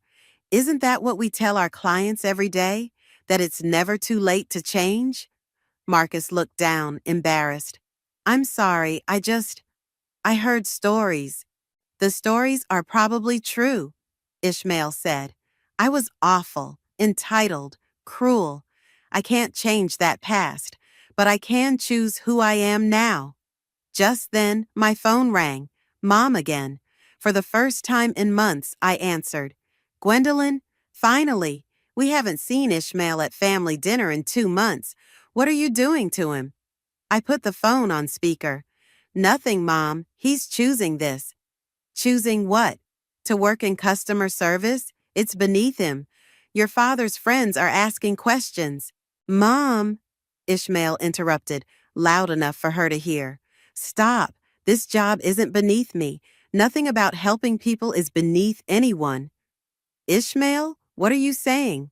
I'm saying I'm learning more here than I ever did at the bank. I'm saying I'm finally becoming someone I can be proud of. The line went quiet. Then, this isn't like you. No, he agreed. It's not like the old me, and that's good. I ended the call looking around the break room. Every face showed a mixture of surprise and respect. Back to work, everyone, I said softly. As people filed out, I caught Ishmael's arm. You okay? He nodded. You know what's weird? For the first time in my life, I don't care what they think. Mom, Dad, their friends. I care about what I think of myself. That's called growth, Emiliano said, appearing in the doorway. And speaking of growth, we have a team meeting about the new sensitivity training program. You're leading it, remember? Ishmael's eyes widened. Me? Who better to teach about the impact of words than someone who's learned it firsthand? As I watched Ishmael follow Emiliano, Georgia appeared beside me. You know, she said, this revenge plan of yours might have backfired. How so? Instead of making him suffer, you might have actually helped him become a decent human being. I smiled. Maybe that's the best revenge of all. Ladies and gentlemen, Ishmael stood at the podium during our quarterly all-hands meeting. 6 months ago, I sat where you're sitting, thinking I was too good for this job. I couldn't have been more wrong. The auditorium was packed with employees from all our locations, gathered for our biggest announcement yet. Georgia squeezed my hand as Ishmael continued. Many of you know I'm the CEO's brother. What you might not know is that I used to be her biggest bully. Murmurs rippled through the crowd. I was the kind of person who made others feel small to make myself feel big. The kind of person who thought appearance determined worth. He paused, taking a deep breath. But life has a way of teaching us lessons. When I lost my banking job, I thought it was the worst thing that could happen to me. Instead, it was the best, because it brought me here, where I learned what real strength looks like. From my seat in the front row, I watched our employees' faces. Many were nodding, some were wiping tears. Yesterday we hit a milestone, Ishmael announced. Our customer satisfaction scores are the highest in the industry. Not because we're perfect, but because we understand struggle. We understand growth. We understand second chances. Georgia stood up, and that's why we're excited to announce our new initiative, Second Chances Program. Ishmael, would you like to explain? He smiled. We're partnering with rehabilitation centers and unemployment offices to offer job training and placement services because everyone deserves the chance I got, the chance to become better. The applause was deafening. As Ishmael stepped down, my phone lit up with a text from Dad. Saw the company live stream. We need to talk. Before I could respond, another message came through from Mom. Your father and I are in the lobby. My heart stopped. Georgia saw my face and grabbed my phone. Oh shit, she whispered. Want me to get security? No, I said, standing. It's time. I found them by the reception desk, Dad in his golf clothes, Mom clutching her designer purse. They looked out of place among our diverse, casually dressed employees. What are you doing here? I asked. We saw the broadcast, Dad said stiffly. Wanted to see this operation for ourselves. Gwendolyn, Ishmael's voice called out. He jogged over, then stopped short. Mom? Dad? Look at you, Mom said, eyeing his company polo and khakis. Working in customer service. What will people think? They'll think I'm doing honest work, Ishmael replied. Making a difference. A difference? Dad scoffed. By helping fat people feel good about themselves? The lobby went quiet. I saw Emiliano step forward, but Ishmael held up a hand. No, Dad, he said firmly. By helping people understand their worth isn't determined by their size, their background, or their father's golf buddies. How dare you, Dad started, but Ishmael continued. I used to be just like you.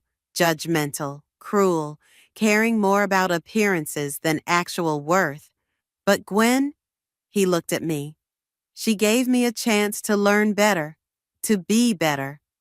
By humiliating you? Mom demanded. By showing me respect, Ishmael corrected. Something I never showed her, something you never taught me to show her. Dad's face reddened. We gave you everything. You gave me permission to be awful. I finally spoke up. You taught him it was okay to hurt me as long as he looked good doing it. We never, Mom began. You did, Ishmael interrupted. Every time you laughed at my jokes, every time you told her to toughen up, every time you chose my success over her pain, security had quietly positioned themselves nearby, but they weren't needed. Dad looked around the lobby, at the employees watching, at the wall of success stories showing transformations both physical and emotional. This is really what you want? He asked Ishmael. To work for your little sister? No, Ishmael said. I want to work with my sister. There's a difference. And yes, this is exactly what I want. Mom started crying. Dad put his arm around her, looking lost. I think you should go, I said quietly. But when you're ready to really talk about everything, you know where to find us. As they left, Emiliano approached. You okay? Actually, I said, surprised to find it was true. I am. Both of us are. Ishmael nodded. For the first time, I feel free. Georgia appeared with a tablet. Well, good, because the Second Chances program already has 50 applications. Ready to review them? Together? Ishmael asked me. I smiled. Together. Because sometimes karma doesn't just come full circle, it opens up entirely new paths, leading to places you never expected to find healing. And the Wellness Industry Innovation Award goes to Empowered Wellness's Second Chances program. The ballroom erupted in applause as Ishmael and I walked to the stage together. Under the bright lights, I could see our team cheering, Georgia, Emiliano, Kayla, and dozens of others who'd made this possible. Thank you, I began, gripping the podium. But the real winners are our program participants. People who, like my brother and me, discovered that change isn't just possible, it's transformative. Ishmael stepped forward. When my sister offered me a job, I thought it was revenge. Instead, it was redemption. And now we've helped over 500 people find their own path to redemption. As we left the stage, Georgia rushed up with her phone. Your parents just posted on LinkedIn. You might want to see this. The post showed a photo of us accepting the award with the caption, "Proud of our children, Gwendolyn and Ishmael, for showing us what real success looks like. We were wrong. We're learning." Proud parents, or second chances. They posted that publicly? Ishmael whispered. There's more. Georgia scrolled down. They've signed up for our family counseling program. I felt my throat tighten. When? This morning. Your dad specifically requested Marcus as their wellness coach. I couldn't help but laugh. Marcus, who'd once confronted Ishmael about his past, had become one of our most effective counselors for families dealing with body-shaming issues. Speaking of family, Emiliano appeared, straightening his tie. Your cousin Barrett is here, and he brought guests. Barrett emerged from the crowd, followed by Mom and Dad. They looked different, humbler somehow.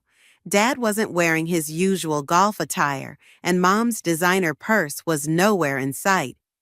We watched the live stream of your speech, Dad said, his voice rough, about how parents can either enable growth or enable destruction. It hit home, Mom added, twisting her hands. We've been doing a lot of thinking. A lot of talking, too, Barrett chimed in. They haven't missed a single counseling session. I felt Ishmael tense beside me. And we're sorry, Dad said, the words seeming to cost him physical effort. We're sorry for creating an environment where cruelty was celebrated, where appearance mattered more than character. We're learning, Mom added. It's not easy facing your mistakes, but you two, you showed us it's possible. Georgia cleared her throat. The press wants photos of the award winners. Should I tell them to wait? No, I said, surprising everyone. Actually, let's do a family photo, all of us, including Barrett, who never gave up on any of us. As we posed, I heard whispers in the crowd. Everyone knew our story. It had become part of the company's legend. The bully brother, the hurt sister, the transformation that sparked a movement. One more thing, Dad said after the photos.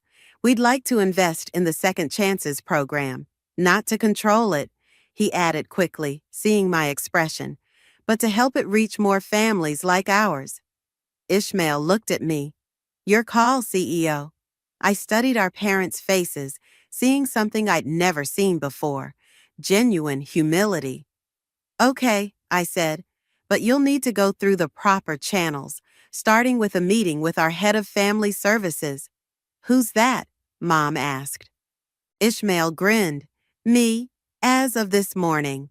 Their surprise turned to pride, real pride, not the superficial kind they'd once valued.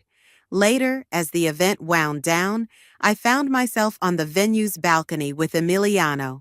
Below, I could see Ishmael explaining our program to a group of investors, his passion evident in every gesture. You know, Emiliano said, when you hired me to train him, I thought you were either crazy or cruel. And now I think you're something else entirely, something better. What's that? A catalyst. You didn't just get revenge or find success. You created a space where people could become their best selves, even the ones who hurt you most. Through the glass doors, I could see our parents talking with Marcus, actually listening. Georgia was showing Barrett the expansion plans. Everything had changed, yet somehow felt exactly right. "Ready to head back in?" Emiliano asked, offering his hand. "I hear your brother's about to announce the national rollout of our family reconciliation centers." I took his hand, feeling the weight of my journey, from that scared girl on the train platform to this moment, settle into something like peace. You know what? I am ready. I'm finally ready for all of it. Because sometimes the best endings aren't really endings at all. They're new beginnings, built on the foundation of everything we've learned, everything we've overcome, and everything we're brave enough to become.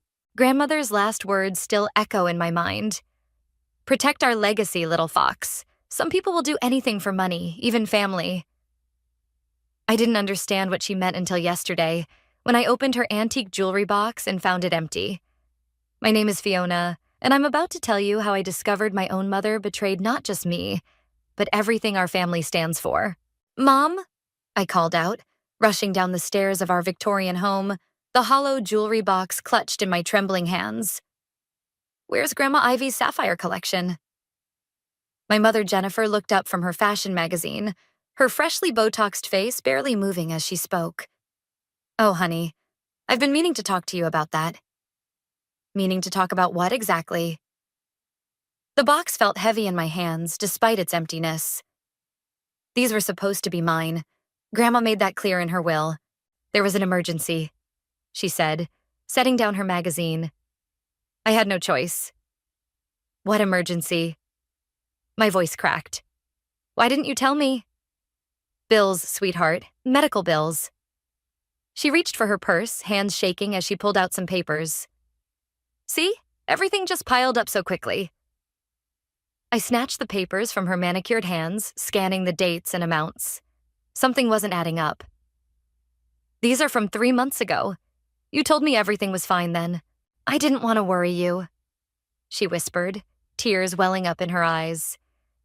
"You were so busy with work, and after losing your grandmother—" "Stop." I held up my hand. "Just stop. Those jewels were priceless family heirlooms. Grandma specifically left them to me because she always liked you better," Mom snapped, then immediately softened her tone. "I'm sorry, baby. I was desperate. I'll make it up to you somehow." My Aunt Vera chose that moment to walk in through the front door. She never knocks anymore. Her eyes darted between us, sensing the tension. "What's going on?" "Mom sold Grandma's sapphires," I said flatly. "Apparently for some emergency she never told me about." Vera's face darkened. "Jennifer, you didn't." "What choice did I have?" Mom stood up, dabbing at her eyes with a tissue. "The bills were overwhelming. I couldn't let them send collectors after us." "Us?" I laughed bitterly. "There is no us in this situation. Those weren't yours to sell." "I'm still your mother." She grabbed my arm. "Everything I do for this family." I yanked my arm away, finally noticing something odd about her face. The smoothness, the slight swelling around her cheeks. "Mom, what did you do to your face?" She touched her cheek self-consciously. "Just a little maintenance, nothing major." Vera stepped closer, examining our mother's face.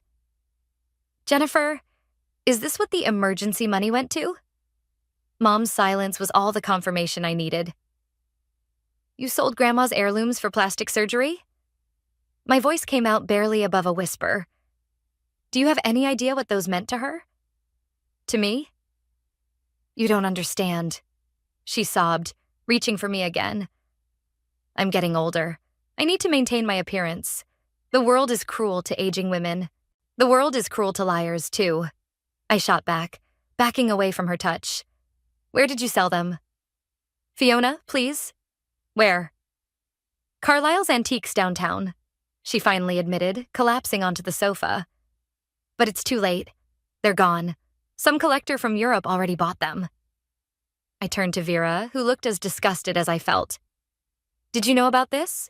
She shook her head. No, but honestly, I'm not surprised. Your mother has always been creative with the truth when it comes to money. Vera, don't you dare. Mom stood up, mascara running down her cheeks. I've done everything for this family. Everything. And this is how you both treat me?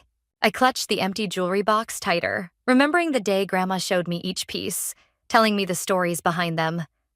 How they'd been passed down through generations of strong women in our family. Women who faced real challenges, not imagined ones. I'm calling Dorian, I announced, pulling out my phone. He's still practicing estate law, right? You wouldn't. Mom gasped. Your own mother? Watch me. I started dialing. Grandma was right about you. She knew exactly what you'd try to do. That's why she made me executor of her estate. As my mother dissolved into theatrical sobs, I walked out of the room, Vera following close behind. My grandmother's words echoed in my head again.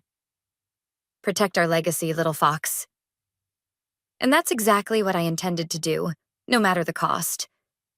These bank statements don't lie, I muttered, spreading papers across my Aunt Vera's kitchen table. Look at these transactions from the past 6 months. Vera leaned over my shoulder, her reading glasses perched on her nose. Luxury spa treatments, designer boutiques, and is that a membership to some exclusive club? The Velvet Room, I confirmed, circling the recurring charge. $5,000 per month just for access. Some exclusive social club downtown. Your mother always did have expensive taste.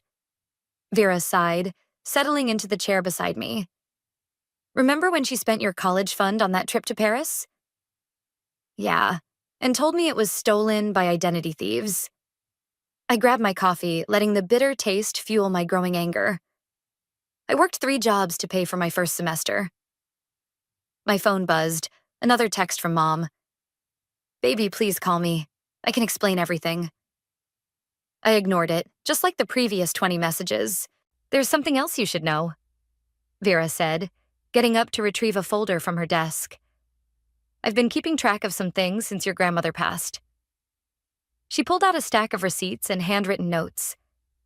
Every time Jennifer claimed there was an emergency, I documented it. Medical emergencies, car repairs, roof leaks. And let me guess, none of them were real?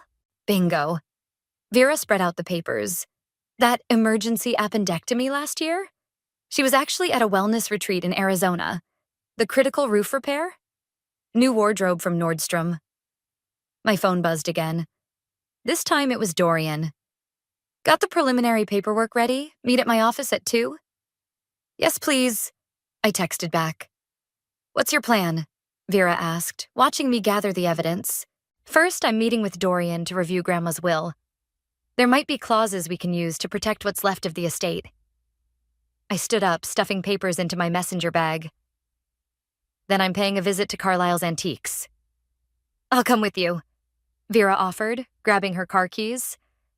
That old buzzard Carlisle knows me. He might be more willing to talk. The drive downtown was tense.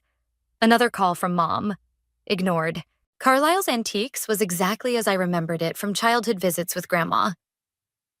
The bell above the door chimed as we entered, and Mr. Carlisle himself looked up from his ledger.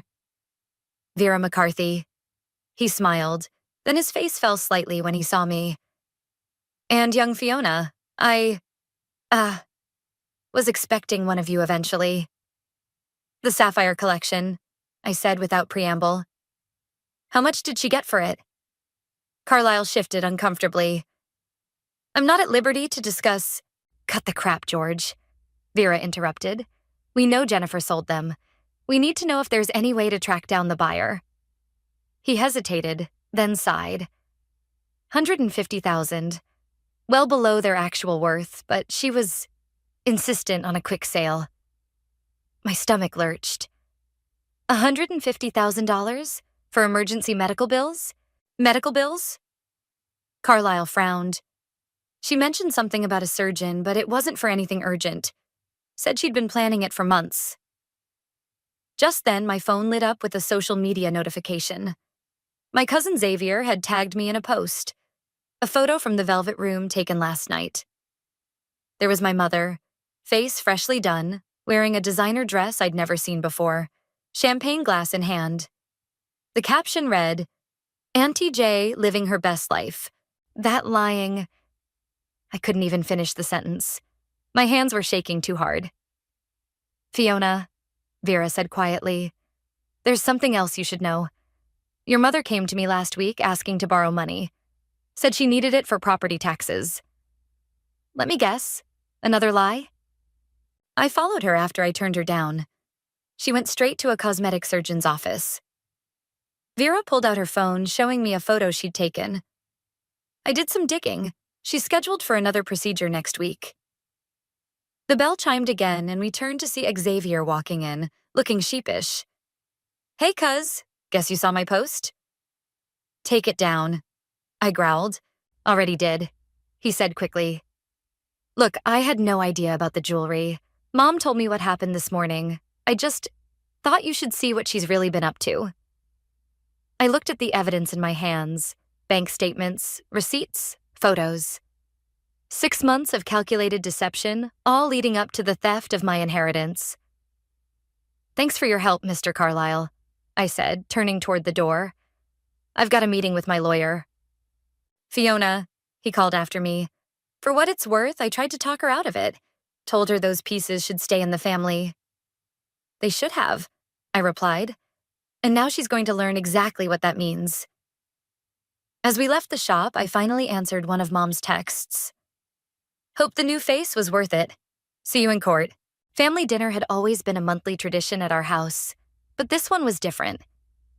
The tension was thick enough to cut with the expensive silver knives Mom insisted on using, the ones she probably bought with my inheritance money. "Pass the potatoes, please," Mom said sweetly, as if nothing was wrong. Her new face looked even more obvious in the dining room lighting. "Interesting choice of serving dishes," I commented, nodding at the crystal bowl. "New? Oh, these old things." She laughed nervously. "Just something I had in storage." Xavier nearly choked on his wine.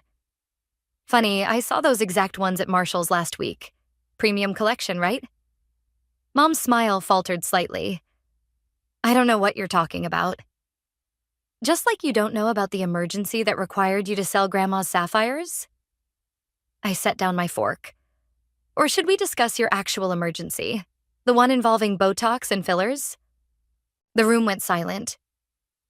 Vera stopped mid-bite, and Xavier leaned back in his chair, crossing his arms. "This is hardly the time or place," Mom started. "Actually," I interrupted, pulling out my phone, "this is exactly the time and place. Everyone's here, so everyone can see exactly what kind of emergency you had." I pulled up the before and after photos from her surgeon's Instagram page. She hadn't even bothered to ask them not to post them. "You went to Dr. Reynolds?" Vera asked, peering at the phone. "He's the most expensive cosmetic surgeon in the city." $150,000 worth of expensive, I added. "That's what Grandma's sapphires went for.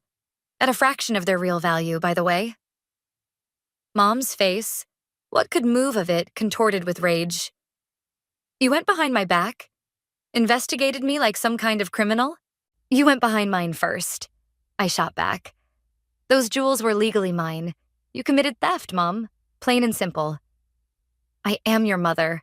Everything I own is yours eventually anyway." "That's not how inheritance law works," Xavier chimed in. "Actually, Fiona could press charges if she wanted to." Mom's head snapped toward him. "Since when are you an expert on law?" "Since I started dating a legal assistant." He shrugged. "She found some interesting things when I asked her to look into this, by the way." He pulled an envelope from his jacket and slid it across the table to me. "You might want to read this later." Before I could reach for it, Mom snatched it up. "Don't you dare," I warned, standing up. "This is my house," she snapped, ripping open the envelope. As she read, all the color drained from her face. "What is it?" Vera asked. "Nothing," Mom said quickly, trying to stuff the papers back inside. Xavier cleared his throat. Those are records of other sales. Apparently the sapphires weren't the only things that disappeared after Grandma died. Give me those papers, I demanded, walking around the table. Mom jumped up, backing away. These are private family matters. Exactly, I said. And I'm the executor of Grandma's estate. Those papers. Now. She looked around wildly, then made a dash for the kitchen. I heard the garbage disposal whir to life. Are you kidding me? I ran after her, but it was too late. The papers were gone. It doesn't matter, Xavier called from the dining room. I have copies. My girlfriend made sure of that. Mom slumped against the counter, finally dropping her perfect hostess act. You don't understand. None of you do. Do you know what it's like to watch yourself fade away? To become invisible? Do you know what it's like to watch your mother destroy everything your grandmother built? I countered. To realize every emergency, every crisis, every time you needed help was just another manipulation? I gave you everything. You took everything, I corrected her. And now you're going to face the consequences. The doorbell rang, making us all jump. Vera went to answer it. Fiona? She called. There's someone here you need to see. I walked to the front door, Mom trailing behind me. Standing on the porch was a man I hadn't seen in 5 years. My father. Hello, Princess, he said softly. Xavier called me. Said there were some things about your mother's financial dealings I should know about. Mom made a small choking sound behind me. Calvin, she whispered. You can't be here, actually, he said, pulling out what looked like old bank statements. I think I'm exactly where I need to be. We need to talk about what really happened to our joint accounts before the divorce. I felt a hand on my shoulder. Xavier. Remember those interesting things my girlfriend found? This is just the beginning. The papers Mom had destroyed suddenly didn't seem so important anymore. Whatever was coming next would be much, much bigger. Your mother didn't just take the sapphires, Dorian said, spreading documents across his office desk. She's been systematically liquidating assets for years. I slumped in the leather chair across from him, clutching my coffee like a lifeline. How bad is it? Bad enough that your father's here. He gestured to where Dad sat by the window, looking through old financial records. The beach house in Maine, Dad muttered. The vacation property in Colorado. All sold within months of each other, right before our divorce. But those were jointly owned, I said. How could she sell them without your signature? Dorian pulled out another document. That's where it gets interesting. Look at these signatures. I leaned forward, examining the papers. These don't match. Forgery, Dad confirmed, his voice tight. She got better at it over time, but these early ones are sloppy. My phone buzzed. Another text from Mom. Please come home. We can work this out as a family. Don't respond, Dorian advised, noting my expression. Everything needs to go through legal channels now. A knock at the door interrupted us. Xavier's girlfriend Maria walked in, carrying a thick folder. You're going to want to see this, she said, laying out more documents. I found something in the property records. There's a hidden asset, a condo downtown registered to a shell company. Let me guess, I said. Purchased around the time Grandma's sapphires disappeared? 2 days after the sale, Maria confirmed. But here's the kicker. It's not in your mom's name. It's registered to someone named Patricia Wells. Dad's head snapped up. That's her mother's maiden name. Classic hiding technique, Dorian noted, but sloppy. Very sloppy. There's more, Maria continued. The condo was used as collateral for a loan last month. A big one. I felt my stomach drop. How big? $200,000. Jesus, Dad whispered. What is she into? My phone rang. Vera this time. I put her on speaker. Fiona, you need to get to the house now. Her voice was urgent. Your mother's trying to access the safe deposit box at the bank. The one with Grandma's will and the rest of the jewelry. She can't, I said. I'm the only one with access. She's claiming emergency family authorization. Says you're incapacitated. She's what? I stood up so fast my chair toppled backward. I'm heading to the bank now, Vera said. But you need to get there first. You're the legal executor. Dorian was already grabbing his coat. I'm coming with you. Maria, keep digging into that loan. Dad? I'll stay here. Dad nodded. Keep looking through these records. The drive to the bank was a blur of red lights and honking horns. We made it just as Mom was arguing with the bank manager. There you are, she exclaimed when she saw me. Tell them, honey. Tell them about your condition. What condition would that be, Mom? I asked coldly. The one you made up to try and steal more family heirlooms? The bank manager looked between us.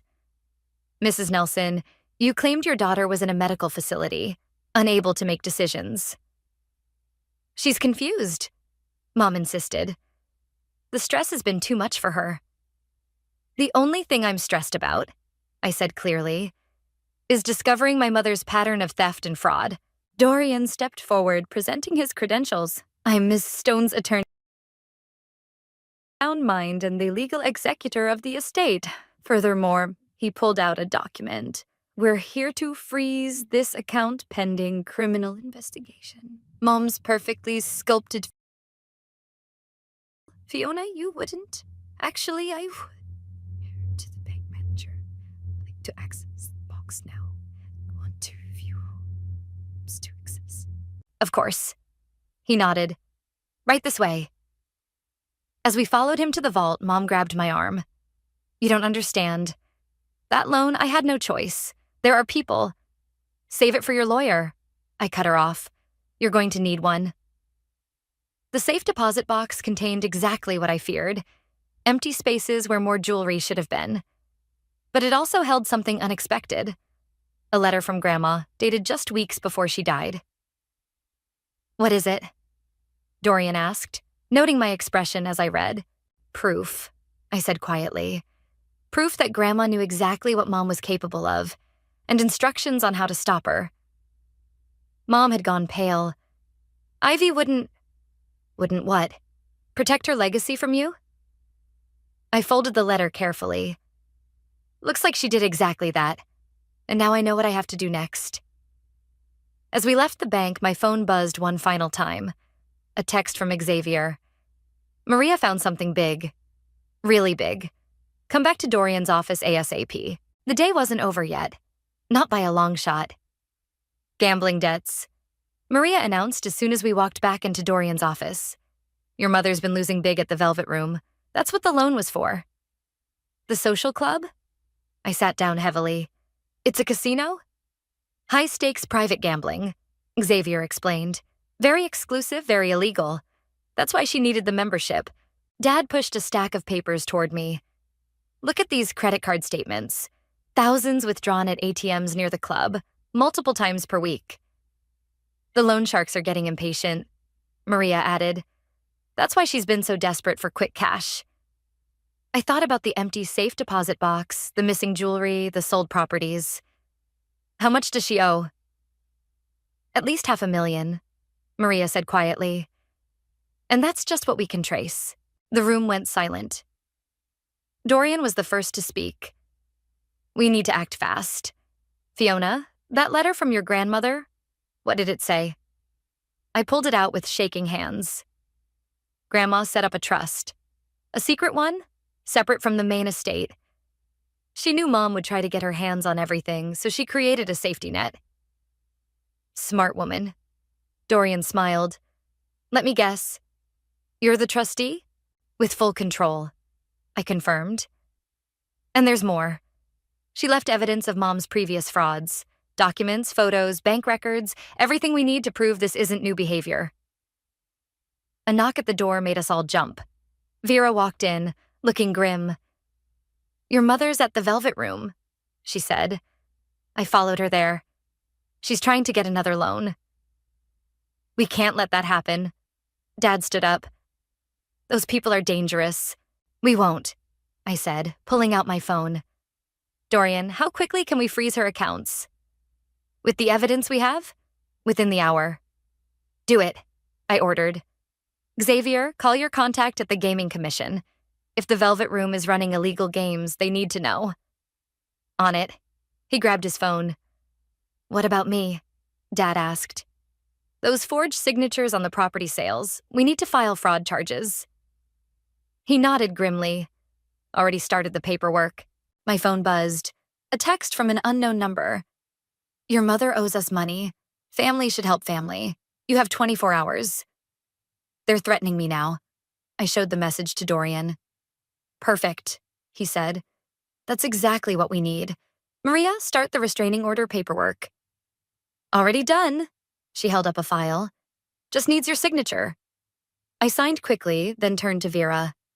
There's one more thing we need to do. Remember that storage unit Grandma mentioned in her letter?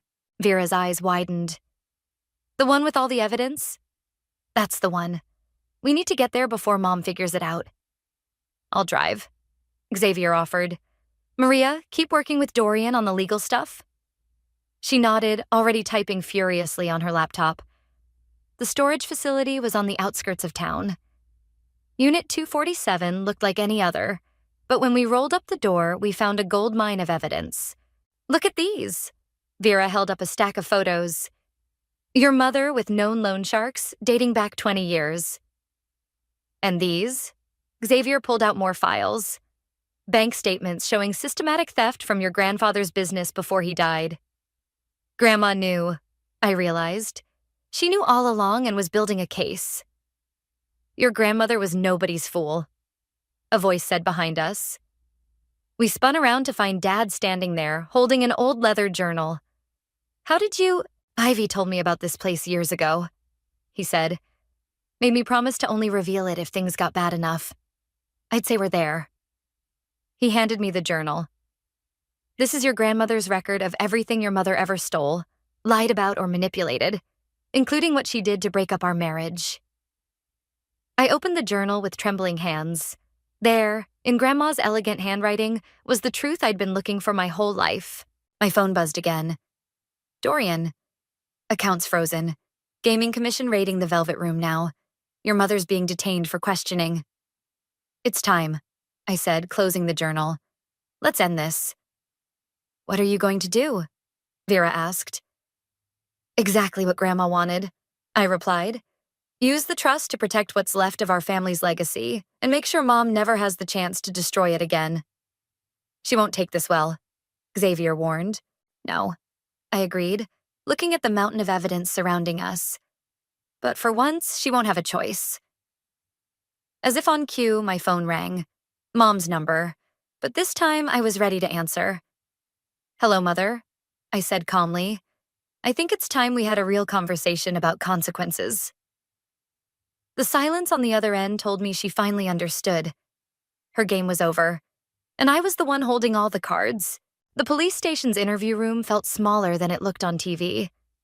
Mom sat across from me, her perfect makeup smeared with tears, her designer outfit wrinkled from hours of questioning. Did you read Grandma's letter? I asked, sliding the envelope across the steel table. Her hands shook as she opened it. My dearest Fiona, she read aloud. If you're reading this, then Jennifer has done exactly what I feared she would. Keep reading, I said quietly. The money, the jewels, the properties, they were never what mattered. What matters is the truth. Your mother has spent her entire life running from it, destroying everything and everyone in her path. Mom's voice cracked. Mother, how could you? How could you? I countered. The loan sharks? The gambling? Stealing from your own family? I was going to win it all back, she whispered. Just one more game. One more chance. Detective Roberts knocked and entered, carrying a thick file. Mrs. Nelson, we've finished reviewing the evidence from the Velvet Room. Would you like to explain these? He spread out photographs. Mom with known criminals, handling large sums of cash. That's not... I didn't... Save it. I cut in. We found Grandma's storage unit. We know everything. Everything? Her face went pale. The forged checks from Grandpa's business. The real reason Dad left. The fake cancer scare you used to get sympathy money from the church? I leaned forward. 20 years of lies, Mom. All documented. She slumped in her chair. What do you want from me? The truth. For once in your life, just tell the truth. The door opened again. Dad walked in with Dorian. The Gaming Commission wants to make a deal, Dorian announced. They'll reduce charges if you testify against the Velvet Room's operators. And the loan sharks? Mom asked weakly. We've frozen all your accounts, I said. The trust Grandma set up? It's being used to pay back your legitimate debts. But the illegal ones? You're on your own. You can't do this to me. She stood up suddenly. I'm your mother. You stopped being my mother the moment you chose gambling over family. I shot back. The moment you sold Grandma's sapphires for plastic surgery.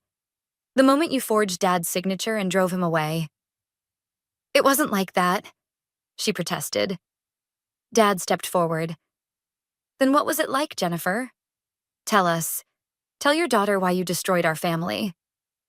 Mom looked around the room like a cornered animal. Finally, she broke. I couldn't stand being ordinary, she burst out.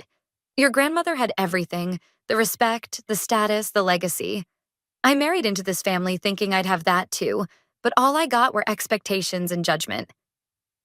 So you decided to steal it instead? I asked. I deserved it.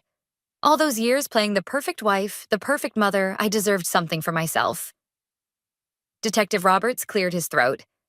Mrs. Nelson, are you confessing to theft and fraud? She fell silent, reality finally catching up. Here's what's going to happen, I said, pulling out a document. You're going to sign control of all remaining assets over to the trust. You're going to enter rehabilitation for your gambling addiction, and you're going to tell the Gaming Commission everything you know about the Velvet Room. And if I refuse? Then we press charges, Dad said. All of them. The fraud, the theft, the forgery. You'll go to prison, Jennifer. She stared at the document for a long moment. What about my debts? The legal ones will be handled, I assured her. The illegal ones? Well, maybe prison would be safer than facing those collectors. Her hand trembled as she reached for the pen. I never meant for it to go this far. You never meant to get caught, I corrected her. There's a difference. She signed the papers, then looked up at me with tears in her eyes. What happens now? Now? I stood up. Now you face the consequences, just like Grandma knew you'd have to someday. As we left the police station, Dad put his arm around my shoulders. Your grandmother would be proud of you, Princess. I'm not sure about that, I said. This doesn't feel like a victory. It's not supposed to, Dorian chimed in. But it's necessary. Sometimes protecting a legacy means making hard choices. My phone buzzed. A text from Xavier. Maria found the buyer of the sapphires. He's willing to sell them back. I smiled slightly. Maybe some things could be recovered after all. But as I watched Mom being led away by officers, I knew some things would never be the same. And maybe that was exactly what needed to happen. Please, Fiona, I need money for the commissary. Mom begged through the prison phone. Her face on the video screen looked different. Older, stripped of its artificial smoothness.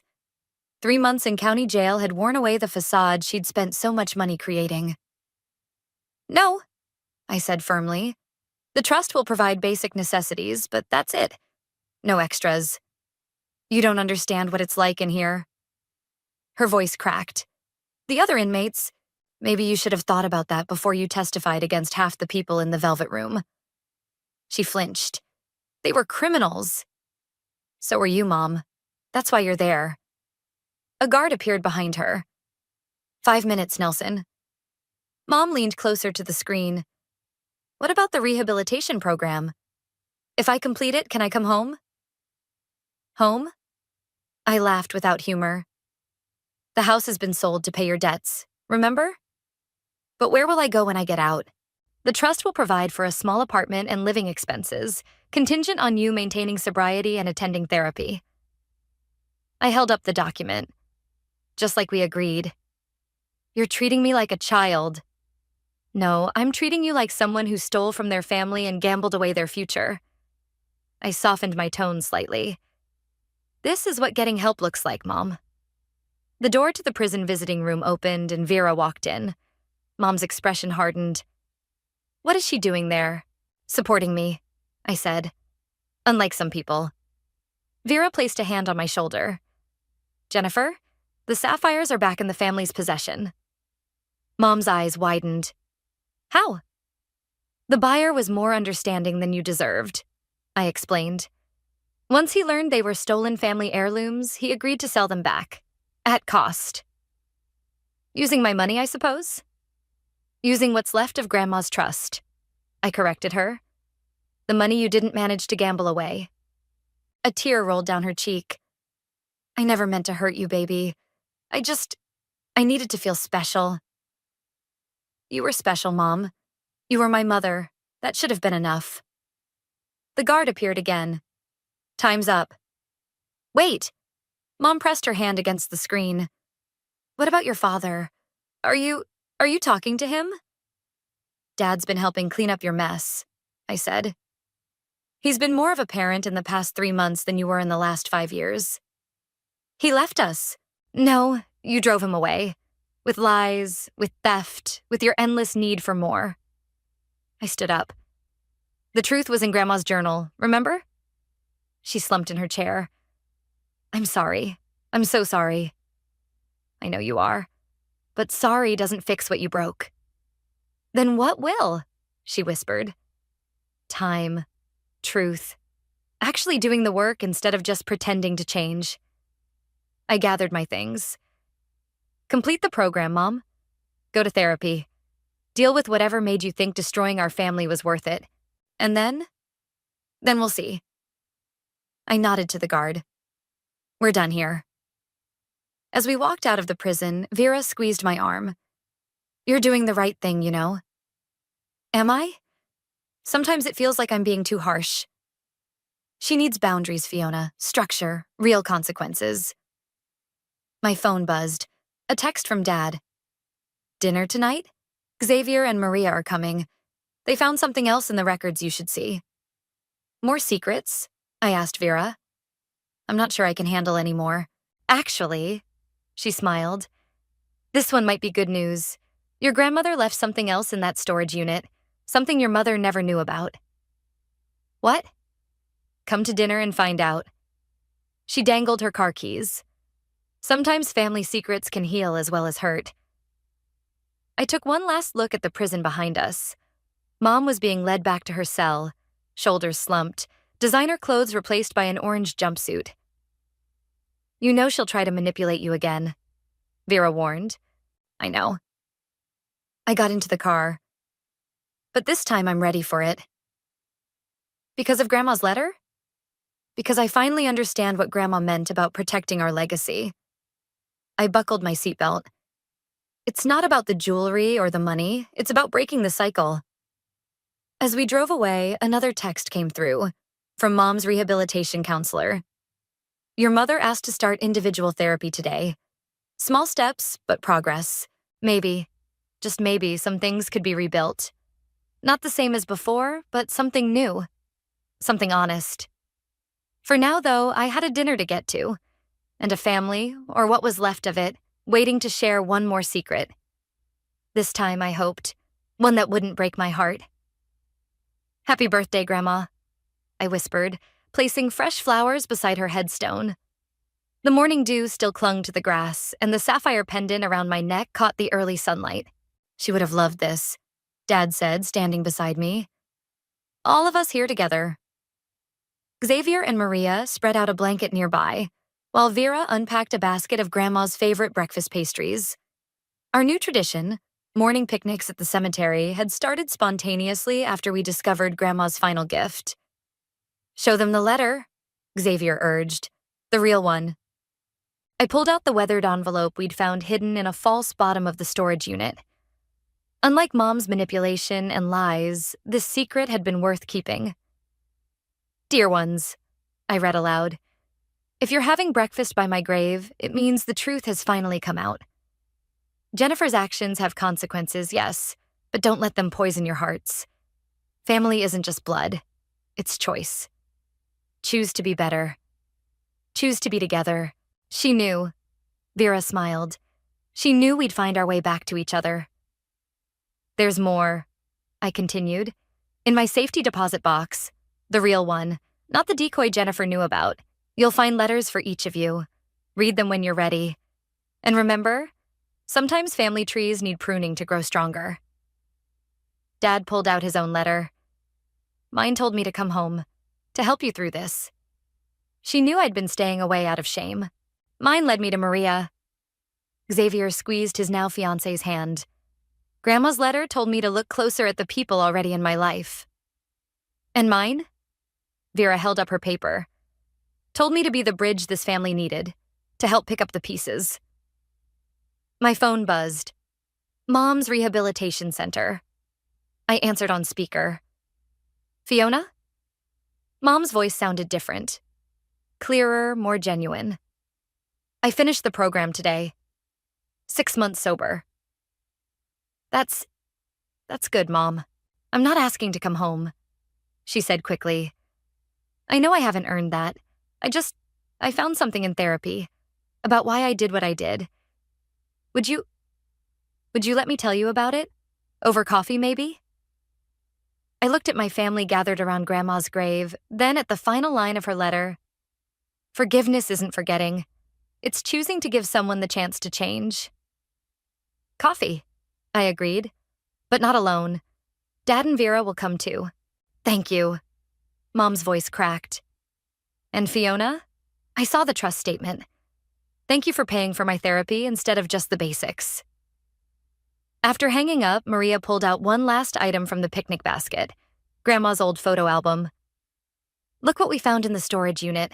She opened to a marked page. Your grandmother left notes. There, beside each family photo, were Grandma's observations. Not just dates and places, but insights. Warnings about Mom's early signs of trouble. Hope for Dad's eventual return. Pride in my resilience. She didn't just leave us money or jewelry, I realized. She left us a roadmap. For healing, Dad nodded. For rebuilding, Vera added. For choosing better, Xavier finished. I touched the sapphire pendant, not just recovered jewelry now, but a symbol of everything we'd learned. So, what do we choose? We choose to be here, Dad said firmly. To be honest, Vera added. To be family, Xavier and Maria said together. The morning sun had fully risen now, warming the cemetery and making the dew sparkle like scattered diamonds. Somewhere in the distance, church bells rang. Your turn. Dad nudged me. What do you choose? I looked at my phone, at Mom's text asking about coffee, at the family surrounding me with love and truth instead of manipulation and lies, at Grandma's headstone, where she'd watched over all of this unfolding exactly as she'd planned. I choose to be strong, I said. Strong enough to set boundaries. Strong enough to forgive without forgetting. Strong enough to let people earn their way back without guaranteeing they'll succeed. Just like Ivy. Vera smiled. Just like Grandma, I agreed, touching the headstone one last time. And that's the best legacy of all. We settled in for breakfast, sharing stories and memories, laughter mixing with the morning bird song. Not a perfect family. We'd never be that. But a real one, finally. One built on truth instead of lies, strength instead of manipulation, love instead of fear. And somewhere, I knew, Grandma was watching with satisfaction, knowing her final secret had done exactly what she'd intended. It had given us the chance to choose what kind of family we wanted to be. We chose well. The message from my mother arrived on a night just like the one I was born, during a lunar eclipse. 32 years ago, that cosmic event branded me as cursed. Tonight, it felt like karma coming full circle. I'm Lauren, and I learned early that being born under a blood moon could turn your own family against you. My phone screen glowed with the text. We need to talk. The whole family. It's important. My hands trembled as I set down my coffee mug in my office's break room. Evelyn, my best friend since college, noticed immediately. You look like you've seen a ghost, she said, pulling up a chair beside me. Worse, I heard from my mother. Evelyn's eyes widened. She knew everything. The years of being blamed for every family misfortune, the separate plates they made me eat from, the way they'd cross themselves when I entered a room. "What does Bridget want after all this time?" Evelyn asked, her voice tight with protective anger. I showed her the text. Notice how she doesn't even say hello or how are you, classic Bridget. "You're not actually considering going, are you?" Before I could answer, Adrian knocked on the break room door. "Lauren, the investors are ready for you in the conference room." "Be right there," I called out, then turned back to Evelyn. "Remember when my mother told me I'd never amount to anything because the eclipse marked me? That I should be grateful if I could even hold down a job as a waitress?" Evelyn nodded, her jaw clenching. "Well, I'm about to close a deal that'll make this company worth 9 figures. Some curse, huh?" "Lauren," Evelyn grabbed my hand. "You don't owe them anything." "I know." I stood up, straightening my blazer. But maybe it's time they learned exactly what their cursed daughter became. The investment meeting went perfectly, but my mother's message haunted me throughout. That evening, I sat in my penthouse apartment, staring at old family photos I kept hidden in a drawer. There was Blair, my younger sister, always in the center, always wearing the best clothes. Zion, my older brother, deliberately standing apart from me in every shot. And my parents, Bridget and Leo, their faces tight with worry whenever I was nearby. My phone buzzed again. This time it was Blair. "Mom told me she messaged you. Please come. Things aren't good." I poured myself a glass of wine and walked to the floor-to-ceiling windows overlooking the city. The partial eclipse was visible now, the moon slowly disappearing into shadow.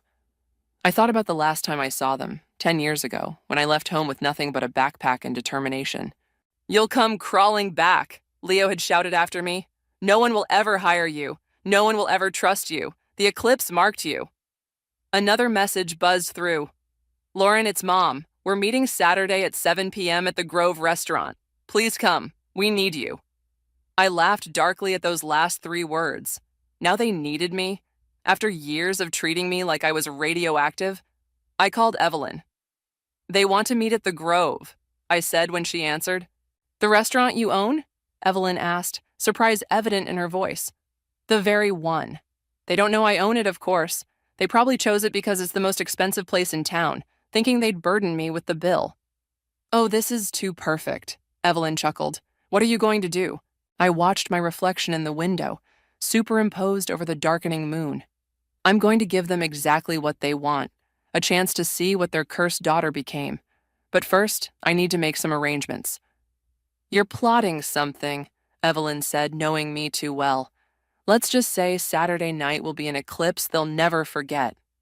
I took another sip of wine. "Call Adrian. We're going to need his help with this." After hanging up, I finally replied to my mother's text, "I'll be there." The response was immediate. "Thank you, Lauren. We have so much to discuss." I bet we do, I thought, watching the last sliver of moon disappear into darkness. They wanted to see me? Fine. But this time, I'd be the one controlling the shadow show. My phone lit up one final time, Adrian confirming he was on board with my plan. Perfect. Saturday night wouldn't just be a family reunion, it would be a reckoning. I raised my glass to the darkened moon, making a toast to the cosmic irony of it all. They'd spent my whole life treating me like a curse. Now they'd learn that their real mistake wasn't in believing in bad luck. It was in creating their own. The Grove's private dining room felt smaller than I remembered, despite being the one who'd designed it. My family filtered in one by one, their expressions a mix of desperation and forced smiles. I'd arrived early, choosing a seat that faced the door, wanting to watch their entrance like the performance it was sure to be. Bridget came first, her silver hair perfectly coiffed but her designer bag noticeably worn. "Lauren, darling." She moved to hug me, but I remained seated, forcing her to awkwardly pat my shoulder instead. "Mother," I said coolly, noting how her lipstick slightly trembled. Leo followed, looking older than his 59 years. His once proud stance now stooped with what I assumed were the weights of his poor financial decisions. Blair slipped in behind him, beautiful as ever but with dark circles under her eyes that makeup couldn't quite hide. Zion arrived last, checking his phone constantly, as if he had somewhere more important to be. "Well," Bridget clapped her hands together. "Isn't this lovely? All of us together again." "Let's skip the pretense," I said, watching the waiter I'd specially selected pour water into their glasses. "Why are we here?" Blair shifted uncomfortably in her seat. Lauren, can't we just catch up first? It's been 10 years. 9 years, 8 months, and 13 days, I corrected. But who's counting? Leo cleared his throat. You look successful, Lauren. Surprised, Dad? Now, Lauren, Bridget interjected. We know we've had our differences, but family is family. We've been thinking about you so much lately. Thinking about me, or thinking about what I might be able to do for you? The waiter returned, distributing menus. I noticed how their eyes widened at the prices, exactly as I'd predicted. Order whatever you'd like, I said sweetly. I'm quite familiar with the menu. Zion finally looked up from his phone. Right, you work in restaurants or something now? Or something, I smiled, taking a sip of water. Bridget leaned forward, her voice dropping to a whisper. That's actually part of what we wanted to discuss, dear. We've heard you've done quite well for yourself. Define quite well, I said, watching their faces. Well enough to perhaps help family in need? Leo's voice cracked slightly. There it was. I sat back, letting the silence stretch uncomfortably. Blair broke first. Dad's business is failing. The house is being foreclosed. They're living with me right now, but I can barely afford my own place, and Zion's startup went bust, Zion finished, his face flushing. We're all kind of struggling. And you thought of me? I laughed, but there was no humor in it. The cursed child? The one who would bring nothing but bad luck? We were wrong. Bridget reached for my hand across the table. I pulled back before she could touch me. We were so wrong, Lauren. About everything. Wrong about what exactly? About making me eat in the kitchen while everyone else had dinner at the table? About refusing to attend my high school graduation because it fell on a full moon? About telling every potential friend that I was marked by evil? Leo's face darkened. We were trying to protect the family. You were protecting yourselves from your own daughter. My voice rose slightly, causing heads to turn at nearby tables. I took a deep breath, regaining composure. Please. Bridget's eyes welled with tears. We need help. We're family. I stood up slowly, smoothing my dress. You know what? You're right. We are family, and family should know everything about each other. So before we discuss any kind of assistance, I think we should have another meeting. Tomorrow night, same time. But Lauren, Blair started. Tomorrow night, I repeated firmly. I'll text you the address, and then you'll learn exactly what your cursed daughter has been up to these past 10 years. We'll be there, Bridget said quickly, hope flickering in her eyes. I walked to the door, then turned back. Oh, and don't worry about the bill tonight. It's been taken care of. As I left, I heard Zion ask, how can she afford this place? I smiled, pulling out my phone to text Adrian. They took the bait. Tomorrow night, we show them everything. His response came quickly. The presentation is ready. They won't know what hit them. Walking to my car, I looked up at the night sky. The moon was full now, no eclipse in sight. Tomorrow, I'd show them that the only real curse in our family was their own blindness. And unlike an eclipse, this revelation wouldn't be temporary. Are you sure you want to show them everything? Evelyn asked, helping me set up the conference room for the evening's revelation. Once you do this, there's no going back. I adjusted the projector screen, making sure it was perfectly centered. They need to see what their cursed daughter built while they were busy avoiding my shadow. Adrian walked in carrying a stack of folders. Financial reports are ready. 10 years of growth, all documented, from your first food truck to your current restaurant empire. The memory of that first food truck made me smile. Remember how we started, Evelyn? $200 in my pocket and your grandmother's recipe book. And now look at you. She gestured around the sleek corporate headquarters. 15 restaurants across 3 states, and the Grove franchise about to go national. Adrian began placing the folders at each seat around the conference table. Don't forget the cooking show deal that's being finalized next week. My phone buzzed, a text from Blair. Where exactly is this place? It looks intense. I sent her the lobby code, then turned to Adrian. Show me the presentation one more time. He dimmed the lights and started the slideshow. The first image appeared, me at 22, standing proudly beside my food truck, Lucky Moon Cuisine painted on its side in bold letters. The irony of the name still gets me. Evelyn chuckled. The presentation continued. Newspaper clippings of my first restaurant opening, magazine features about the youngest restaurateur in the city's history, photos of celebrity clients, revenue charts showing exponential growth. Stop there, I said, pointing to a particular slide. Make sure this one stays up longer than the others. I want them to really see those numbers. Adrian nodded, making the adjustment. They're going to be shocked when they realize you could buy their foreclosed house 10 times over without blinking. The security desk called up. My family had arrived. I straightened my blazer and took a deep breath. Places everyone, I said. It's showtime. Their faces as they entered the conference room were priceless. Bridget's mouth fell open at the floor-to-ceiling windows overlooking the city. Leo's eyes darted around, probably calculating the cost of everything he saw. Zion looked like he'd swallowed something sour. Only Blair seemed genuinely impressed. Lauren, what is this place? This, I gestured around, is my office. Please take a seat. They sat down awkwardly, looking out of place among the pristine modern furniture and state-of-the-art technology.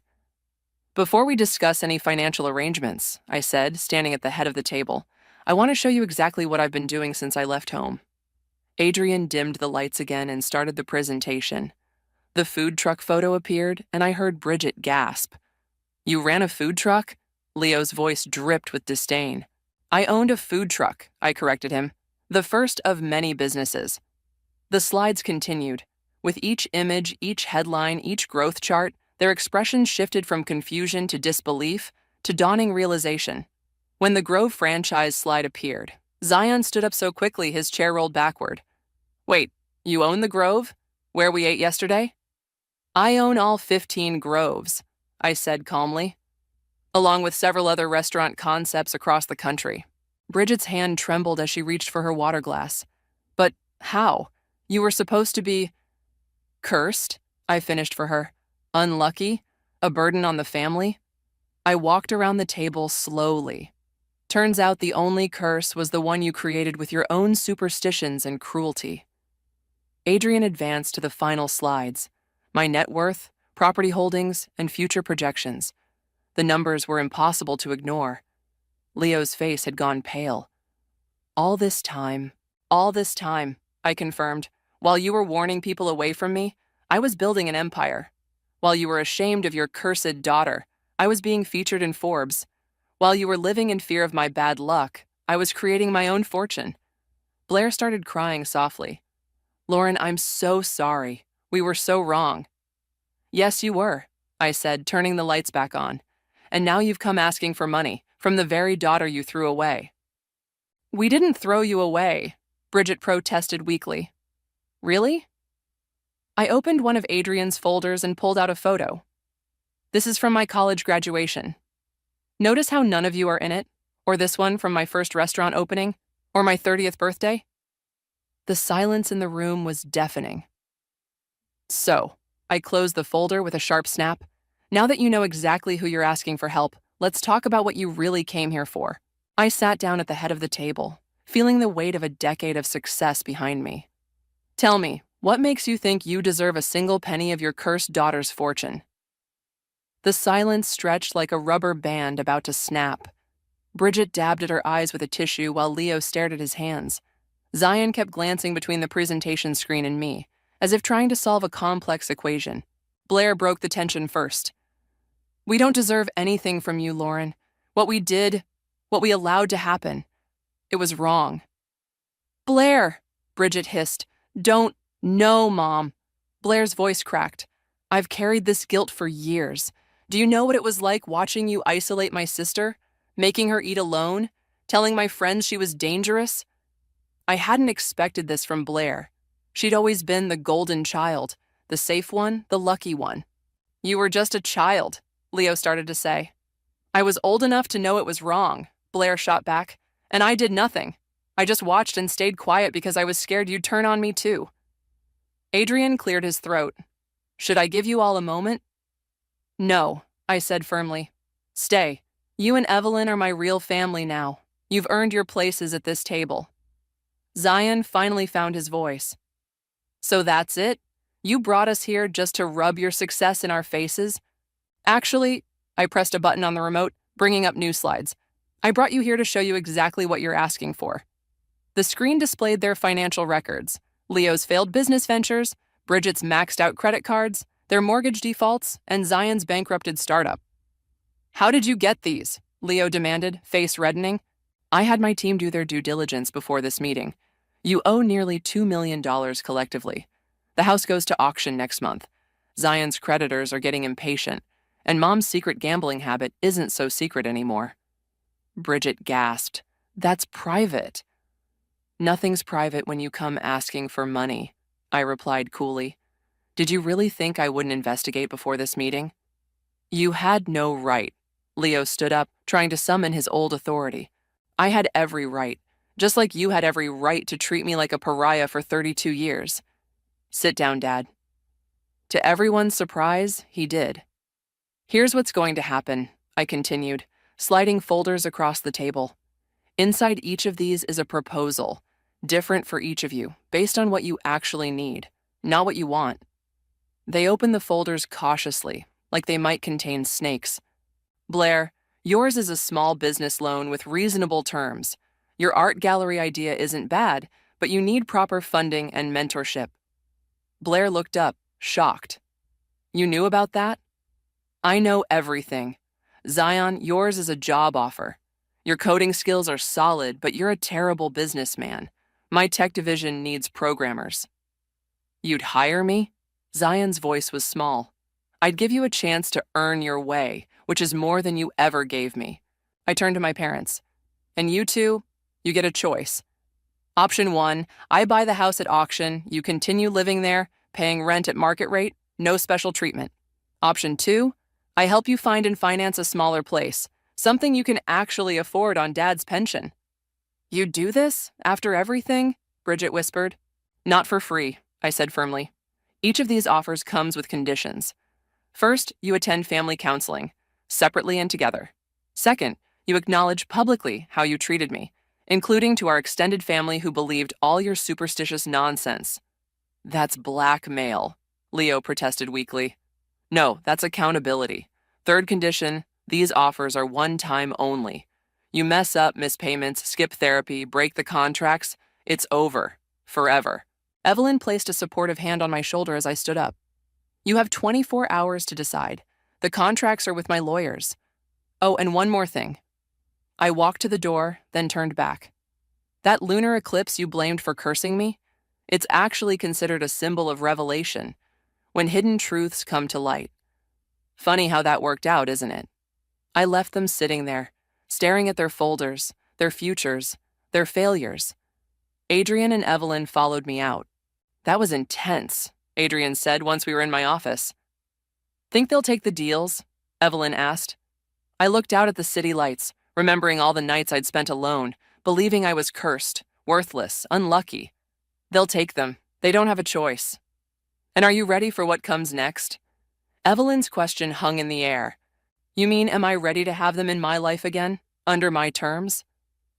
I turned to face my true family, the friends who'd stood by me when blood relatives wouldn't. I'm not doing this for them. I'm doing it for me. Sometimes the best revenge isn't cutting people off. It's showing them exactly what they missed out on, one day at a time. Through the conference room windows, I could see them still sitting there, reading through their folders, their faces painted with the harsh light of consequence. The next morning, Blair showed up at my office unannounced. Her eyes were red-rimmed, and she clutched her proposal folder like a lifeline. Your assistant wouldn't let me in without an appointment, she said, hovering in my doorway. I told her I'm your sister, but being my sister doesn't mean automatic access anymore, I finished, gesturing for her to sit. What do you want, Blair? She sank into the chair across from my desk. I stayed up all night reading this proposal. It's more than generous. It's business, I corrected her. Nothing more. Mom and Dad stayed up fighting about it, she continued. Dad wants to reject it, says it's humiliating. Mom's desperate to accept. Zion's already signed his contract. That surprised me. He has? Dropped it off at your lawyer's office first thing this morning. Said something about being tired of failing on his own. I leaned back in my chair, studying my sister's face. The perfect daughter now looked haunted, worn. What about you? I asked. Have you decided? Blair pulled out the contract, already signed. I have questions first. Real ones, not excuses like mom and dad are making. Go ahead. Why did you include a clause about me teaching art to underprivileged kids? Because you're talented, Blair, and because those kids need someone who understands what it's like to watch others get all the chances. She flinched. I deserved that. Yes, you did. Lauren, Blair's voice cracked. Last night, after everyone left, I went through my old diaries. Every time I wrote about you, it was always with this mixture of guilt and relief. Relief that they focused their superstitions on you instead of me. Touching, I said dryly. No, let me finish. She straightened up. I was a coward. I watched them destroy your childhood because I was grateful it wasn't mine they were destroying. But you know what the crazy thing is? You're the only one of us who actually made something of yourself. My office door opened and Evelyn walked in, stopping short when she saw Blair. Sorry, she said. Didn't know you had company. It's fine. I waved her in. Blair was just leaving. Actually, Blair stood up. I wanted to say one more thing. I know you're doing all this to prove a point, to show them they were wrong, but I think you're also doing it because somewhere deep down, you still care what happens to us. You're wrong, I said flatly. Am I? You could have just told us no. Instead, you created customized proposals that actually give us chances to improve our lives. That's not revenge, Lauren. That's responsibility. Something Mom and Dad never showed us. Evelyn moved to stand beside my desk, her presence a silent support. The contracts need to be signed by 7 tonight, I reminded Blair. All or nothing. If Mom and Dad don't agree, all deals are void. I know. Blair headed for the door, then paused. For what it's worth, I'm sorry. Not because I need your money, but because I failed as your sister. I hope someday you can forgive me. After she left, Evelyn perched on my desk. She's right, you know. You could have just shut them down. Don't you start, I warned. My phone buzzed, a text from Adrian. Zion just showed up at IT for orientation. He actually seems eager to prove himself. Another message came through, this one from my lawyer. Your mother and father are here. They want to discuss terms. Well, Evelyn said, reading over my shoulder, looks like they're all falling in line. They're desperate, I replied. Desperate people will agree to anything. Maybe. Or maybe they're finally realizing what they lost was worth more than what they're gaining. I stood up, gathering my things. I need to get to the lawyer's office. Want to watch my parents squirm?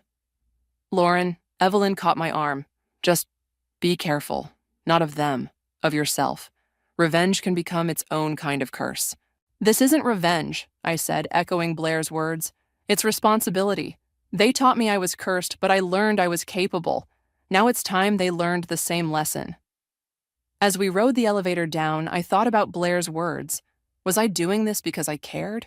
Or was I simply proving that their curse had backfired, turning their supposed bad luck charm into their only chance at salvation? Either way, I was about to watch my parents sign away their pride in exchange for security. And somewhere in the universe, I imagined that blood moon I was born under was laughing at the irony of it all.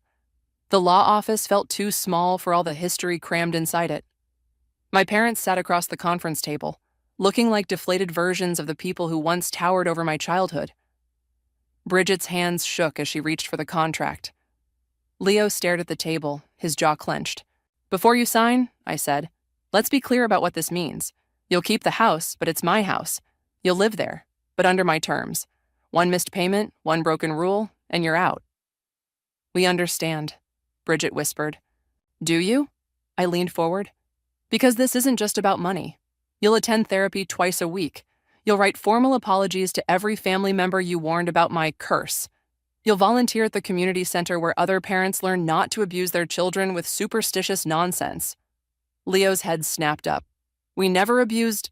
Making a child eat alone for 16 years isn't abuse? My voice could have frozen fire. Telling her she can't attend her grandmother's funeral because it might curse the ceremony isn't abuse? Try saying that in therapy, Dad. See how it goes. The lawyer, Ms. Parker, cleared her throat. Shall we proceed with the signatures? Bridget picked up the pen, but Leo grabbed her wrist. Wait, I need to know something first. He finally met my eyes. Why are you really doing this, Lauren? Because I can, I replied coldly. No, he shook his head. You could destroy us completely. Instead, you're offering a chance, with conditions that seem designed to fix things. Why? Maybe I want you to live with the daily reminder that your cursed daughter owns everything you have. Maybe I want you to feel what I felt, dependent on someone else's mercy. Bridget started crying softly. We were wrong, Lauren. So terribly wrong. Save it for therapy, I cut her off. Sign or don't sign. I have a business to run. They signed. The moment the papers were finalized, my phone buzzed. A text from Adrian. Zion's first day went well. Kid actually has talent when he's not trying to be the boss. Another message followed. This one from Blair. First art class scheduled for next week. Thank you, Lauren. The papers will be processed by morning, Ms. Parker said, gathering the documents. The first therapy session is scheduled for Thursday. We'll be there, Bridget said quickly, too quickly. Of course you will. I stood up, because if you're not, you'll be looking for a new place to live by Friday. Lauren, Leo called as I reached the door. The lunar eclipse, the night you were born. I turned back. Yes? I was the one who started it all. The superstition. Your mother just followed my lead. I was scared. Scared of having a daughter born on such a dark night. Scared of what it might mean. But I was wrong. The darkness wasn't in you. It was in me. For a moment, just a moment, I felt that little girl again, desperate for her father's approval. I pushed the feeling away. Save it for therapy, Dad. You've got a lot of sessions ahead to work through your fears. Outside, Evelyn waited in my car. How did it go? They signed, just like I knew they would. And how do you feel? I looked back at the building where my parents were probably still sitting, shell-shocked by how completely their lives had changed. I feel nothing and everything. They're going to hate living under my rules, my control, just like I hated living under theirs. But you're giving them a chance to change, Evelyn pointed out. I'm giving them what they never gave me, an opportunity to prove they can be better. My phone buzzed again. A message from the family group chat Zion had created. Zion, first day done. Lauren's company is incredible. Blair, art supplies arrived for the classes. Still can't believe this is happening. Bridget, we signed. Lauren, thank you for not giving up on us completely. Leo, we'll do better this time, I promise. I didn't respond. Promises were easy. Change was hard. They'd learn that in therapy. Take me back to the office, I told Evelyn. I need to check on Zion's progress, review Blair's art program budget, and make sure the property transfer for the house is processing. Look at you, Evelyn smiled, taking care of everyone, even after everything. I'm not taking care of them, I corrected her. I'm making them take care of themselves. There's a difference. But as we drove away, I couldn't help but wonder if maybe, just maybe, breaking the curse meant more than just proving them wrong. Maybe it meant giving them the chance to be right, finally, after all these years. 3 months passed. I sat in my office reviewing the weekly reports, Zion's performance evaluations, Blair's art program attendance, my parents' therapy session notes. Everything looked perfect on paper. Too perfect. Adrian burst in without knocking. We have a situation. What kind of situation? Your father's at the Grove. He's drunk, telling everyone who will listen about how his cursed daughter is controlling their lives. My stomach clenched. Get the car. When we arrived at the Grove, Leo was standing on a chair in the main dining room, wine glass in hand. Bridget pulled at his sleeve, trying to get him down. My daughter thinks she can buy our love back, he announced to the horrified diners. She thinks money can erase what we did. Dad, I said sharply, get down. He spun toward my voice, nearly falling. There she is, the cursed child who became queen. Are you happy now, Lauren? Are you satisfied? Security, I called out, but kept my eyes on Leo. Clear the dining room. As guests were escorted out, Leo finally stepped down from the chair. His eyes were red, wild. I can't do it anymore, he slurred. The therapy, the confessions, the constant reminder that we ruined everything. Leo, please, Bridget begged. You're going to ruin this too. That's the point, he shouted. I want to ruin it. I want her to kick us out, take it all away. At least then we'd have our pride. Pride? I laughed bitterly. Is that what you call it? The pride that made you abuse your daughter? The pride that's making you drunk in my restaurant? Your restaurant. He spat. Everything's yours now. Our home, our lives, our dignity. You gave up your dignity long before I took control, I said coldly. The moment you decided a lunar eclipse meant your daughter was cursed, you lost everything that mattered. Blair and Zion burst in, obviously called by Bridget. Dad, what are you doing? Blair cried. Getting free, Leo stumbled. I'd rather be homeless than live under her power. Zion stepped forward. Like we lived under yours? At least Lauren's giving us chances to succeed. All you gave us was fear. Don't you dare defend her. Leo swung around. She's destroying our family. No, Dad, I said quietly. You destroyed our family. I'm just showing you the wreckage. Lauren, Bridget stepped between us. Please, he's drunk. He doesn't mean... Yes, I do, Leo roared. I meant every word back then, and I mean them now. You were born cursed, Lauren, and now you're cursing us right back. The room fell silent. Even in his drunken haze, Leo seemed to realize he'd crossed a final line. Well, I said, my voice steady despite the trembling in my hands. Thank you for making this easy. You've violated the contract. You have 24 hours to vacate my house. Lauren, no. Blair grabbed my arm. Please, he's just... Showing his true colors? I pulled away. Good, I was starting to think I was the only one who could see them. You can't do this, Bridget whispered. Actually, I can, and I will. I turned to security. Please escort Mr. and Mrs. Brewer out. They're banned from all my properties. What about us? Zion asked quietly. I looked at my siblings, really looked at them. Blair, who'd been trying so hard with her art programs. Zion, who'd become one of our best programmers. Your contracts are separate. As long as you continue meeting the terms, nothing changes. Leo laughed harshly as security approached. See? Turning my own children against me. That's the real curse. No, Dad, I said as they led him away. The real curse was having a father who cared more about superstition than his own daughter. But don't worry, that curse ends today. After they were gone, Blair collapsed into a chair, crying. Zion stood awkwardly, looking lost. I'll have my lawyers draw up new living arrangements for you both, I said. You won't have to go back to that house. Lauren, Blair looked up, tears streaming down her face. What happens now? I straightened my jacket, already composing emails in my head to my legal team. Now we stop pretending we can fix what was broken 32 years ago. Some curses can't be lifted. They can only be ended. As I walked out of the grove, I heard Zion say to Blair, maybe this is for the best. Maybe we all needed to see who Dad really is. Maybe they did, but I'd known all along. And now, finally, the truth had eclipsed the lies they'd built their lives around. The night air felt different as I stood on my office balcony, watching another lunar eclipse paint the sky. Evelyn handed me a glass of champagne. Your new cooking show premieres in 10 minutes, she said. Nervous? Not about the show. I took a sip. Blair's art exhibition opens tomorrow. She invited them. Are they coming? No, they're living in a small apartment across town. Dad's still bitter, Mom's still enabling. I turned as Adrian joined us. But that's not my problem anymore. Speaking of problems, Adrian held up his tablet. Zion's team just landed the Miller account, biggest tech contract we've had. He did?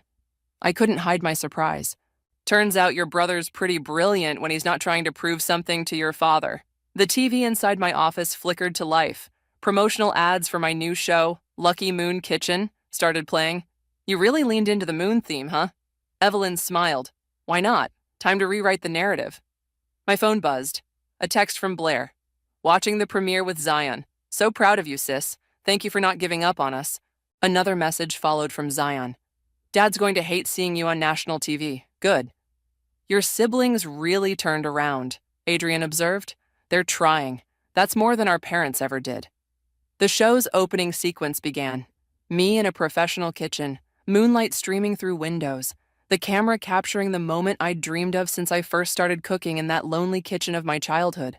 In every family, my voice narrated on screen, there are recipes passed down through generations. But in my family, the only thing passed down was fear. Tonight, I'm going to show you how I turned that fear into flavor, that curse into cuisine. Bold, opening with your story, Evelyn said softly. People deserve the truth, every ingredient of it. My office door opened. Blair and Zion walked in, carrying takeout bags from the Grove. "Surprise?" Blair called out. "We couldn't let you watch alone." "How did you get past security?" I asked, but I was smiling. "I might have programmed us permanent access," Zion admitted. "You can revoke it if you want." I didn't want to. For the first time, having my siblings near felt right. "Mom called," Blair said quietly as we settled in to watch. "Asked if we could convince you to give them another chance." And I told her that chances aren't given, they're earned, just like you taught us. On screen, I was teaching viewers how to make the first recipe, my grandmother's mooncakes, reimagined with a modern twist. "Remember these?" Zion asked. "You used to make them even when they made you eat alone." "I remember you sneaking taste when Mom wasn't looking," I replied. "I remember wanting to invite you to eat with us but being too scared," Blair added. "I'm not scared anymore." The show continued, but we were barely watching now. Years of unspoken words tumbled out, memories both painful and precious surfacing like stars appearing after an eclipse. "I have something to show you," I said, pulling out 2 envelopes. "New contracts. No conditions this time, no therapy requirements, no mandatory programs." "What's the catch?" Zion asked. "The catch is you have to choose, really choose, to be part of this family we're building. Not because you have to, but because you want to." Blair opened her envelope. You're making us partners in the business?" "Small shares," I clarified. "But yes, you've both proven yourselves.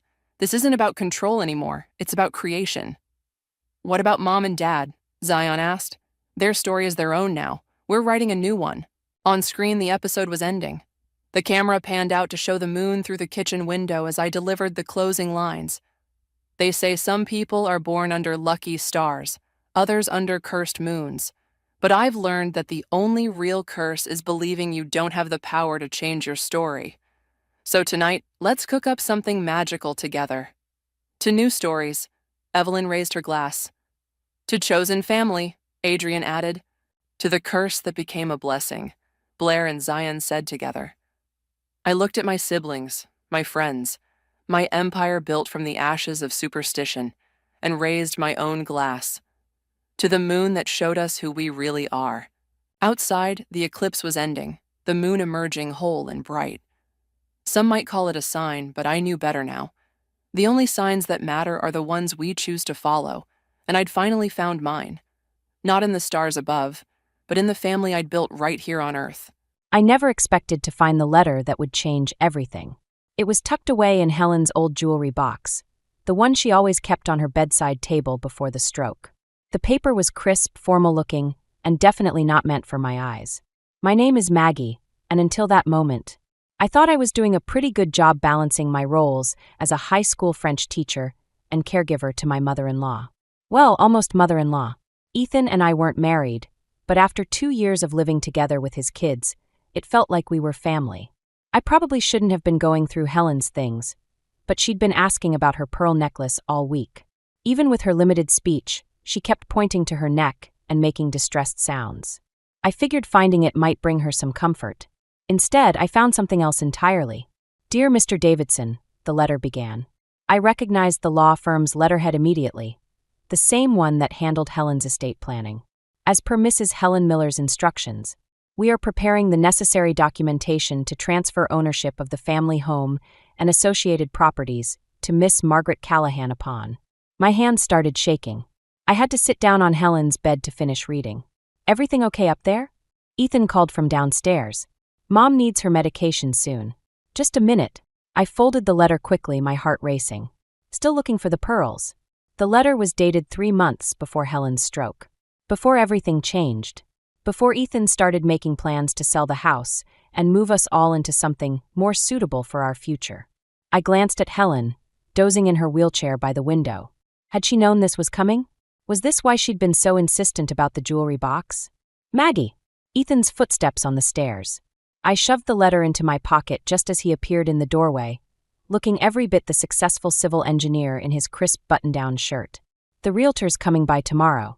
We should start clearing out some of Mom's old stuff." "Already?" I tried to keep my voice steady. Don't you think it's a bit soon? He gave me that patient smile I'd started to hate. The market's hot right now. Besides, Mom doesn't need all this space anymore. The new house will be much better suited for everyone.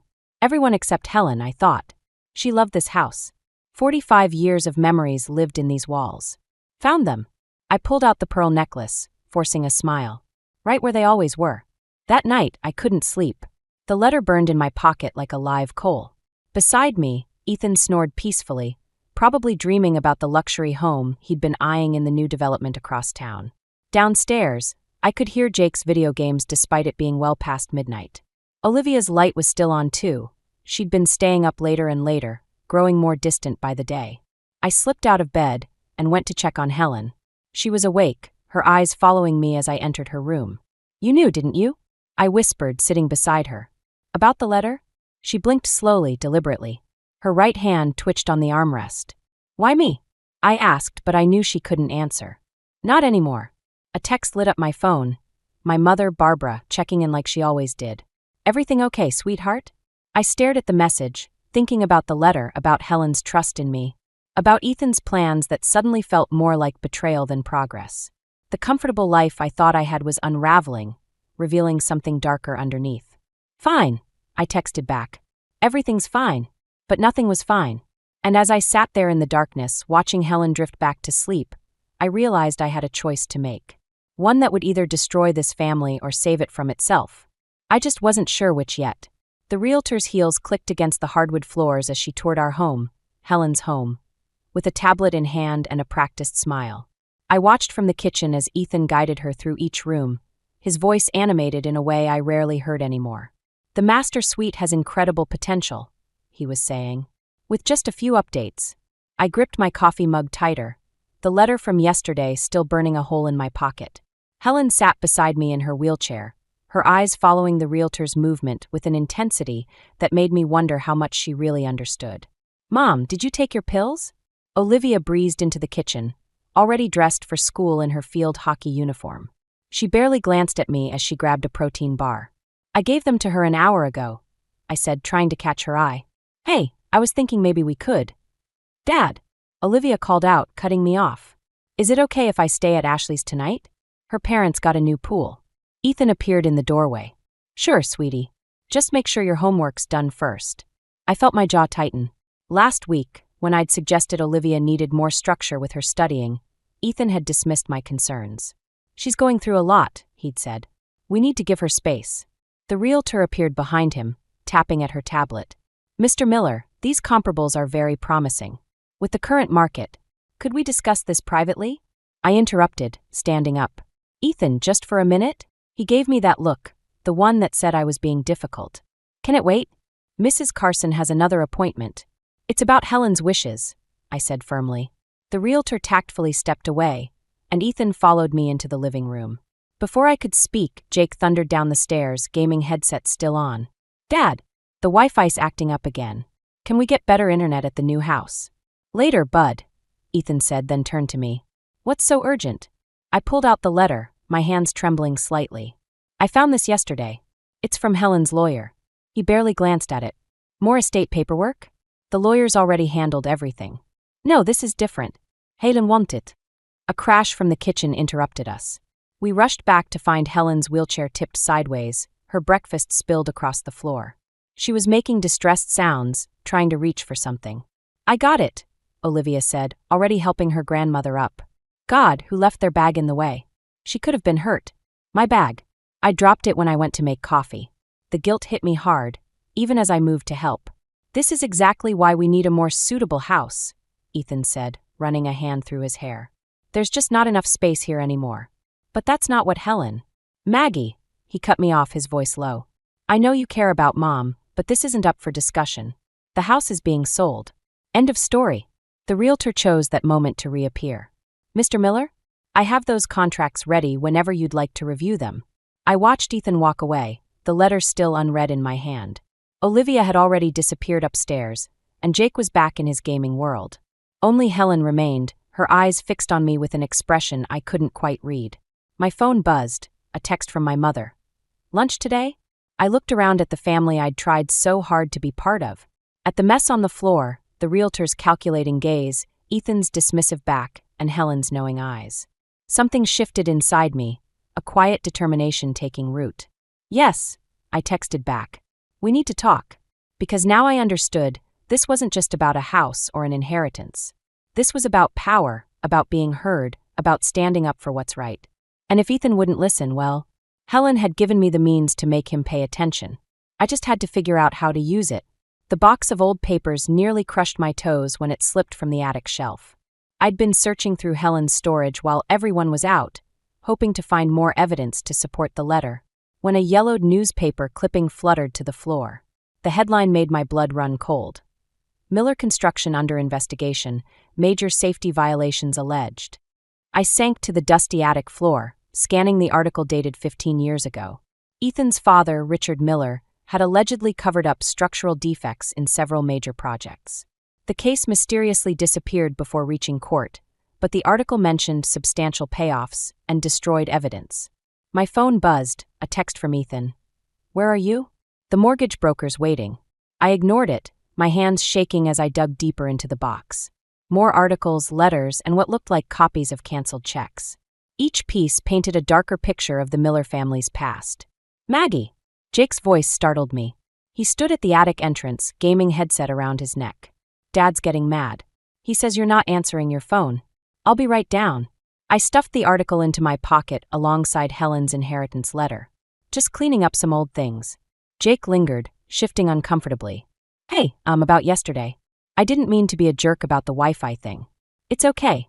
Dad says once we move, everything will be better." He wouldn't meet my eyes. "Like we'll be a real family again." The words hit like a punch to the gut. Before I could respond, Olivia's voice carried up the stairs. "Jake! Dad needs us downstairs. The broker wants to meet the whole family." I followed them down, my mind racing. In the living room, Ethan stood with a well-dressed man, both examining papers spread across the coffee table. Helen sat in her usual spot by the window, but something about her expression seemed different, more alert, almost warning. "There you are," Ethan said, his smile not reaching his eyes. "We're just finalizing the sale details. The broker needs all resident signatures." "Resident signaturas." I echoed. The broker nodded. "Yes, anyone currently living in the property needs to sign off." "I cannot olosif." My fingers brushed the newspaper article in my pocket. "Actually, I need to discuss something with Ethan first." "In private?" "Not now, Maggie," Ethan said through clenched teeth. "Yes, now." "I turned to the broker." "Could you give us a moment?" Once he stepped out, Ethan rounded on me. "What are you doing? This is a crucial meeting." "Did you know about your father's scandal?" I pulled out the article. "About the construction cover-ups?" The color drained from his face. His eyes darted to Helen, then back to me. "Where did you get that? Does it matter? Is this why you're so desperate to sell? To move somewhere new and pretend none of this happened?" "You don't understand," he hissed. "My father worked his entire life to build this company. I've spent years rebuilding our reputation." "By selling Helen's house?" "The house she specifically left to me." The room went silent. Olivia and Jake stared at us, wide-eyed. Helen's hand twitched on her armrest. "What do you mean, left to you?" Olivia asked. I pulled out the inheritance letter. "Your grandmother made arrangements before her stroke. She wanted." "Enough." Ethan snatched both papers from my hands. "Kids, go upstairs. Now." "But Dad." "Now." After they left, Ethan's voice was dangerously quiet. "You had no right to go digging through our past. No right to question my decisions for this family." "Your decisions?" I laughed bitterly. "What about Helen's decisions? What about what she wanted? What she wanted doesn't matter anymore. She's not capable of making those choices now." Behind him, Helen's hand moved deliberately to her throat, where her pearl necklace lay. Our eyes met, and in that moment I understood. She hadn't just left me the house. She'd left me the truth. "You're wrong," I said, straightening my spine. "She's more capable than you think. And so am I." I walked out of the room, leaving Ethan with his crumpled papers and his secrets. Because now I had something more valuable than an inheritance.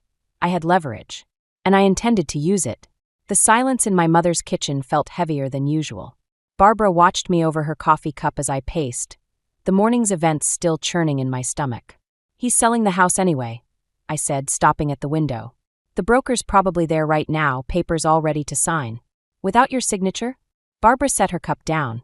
"From what you've told me about that letter, He can't do that. He'll find a way. My phone buzzed again. Another missed call from Ethan.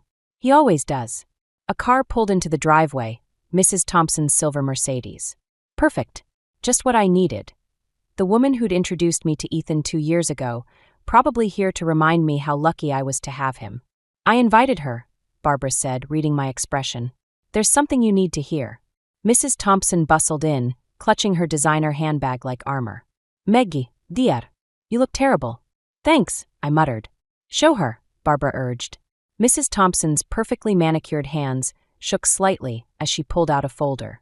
I should have told you this when I first introduced you to Ethan, but, well, I thought things might be different this time. Inside were photographs, Ethan with different women, all similar to me in age and appearance. News clippings about property disputes, contested wills, allegations of fraud. He's done this before? My voice sounded distant, even to myself. 3 times, Mrs. Thompson said. Always with caregivers. Women who helped with his mother after Sarah, his wife, passed.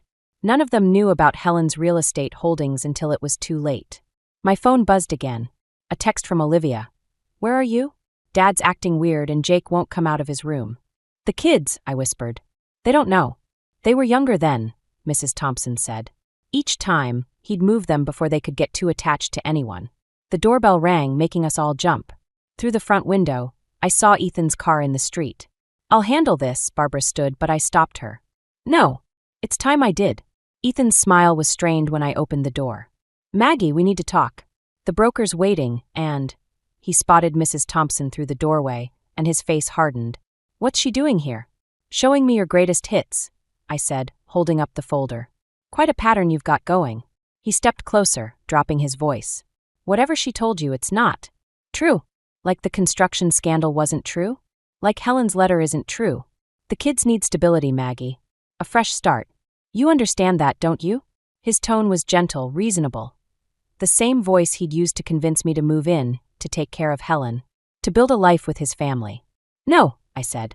What they need is the truth. My phone buzzed again, Jake this time. Found something weird in Dad's office. Can you come home? Ethan saw the message over my shoulder. Something flashed in his eyes. Fear?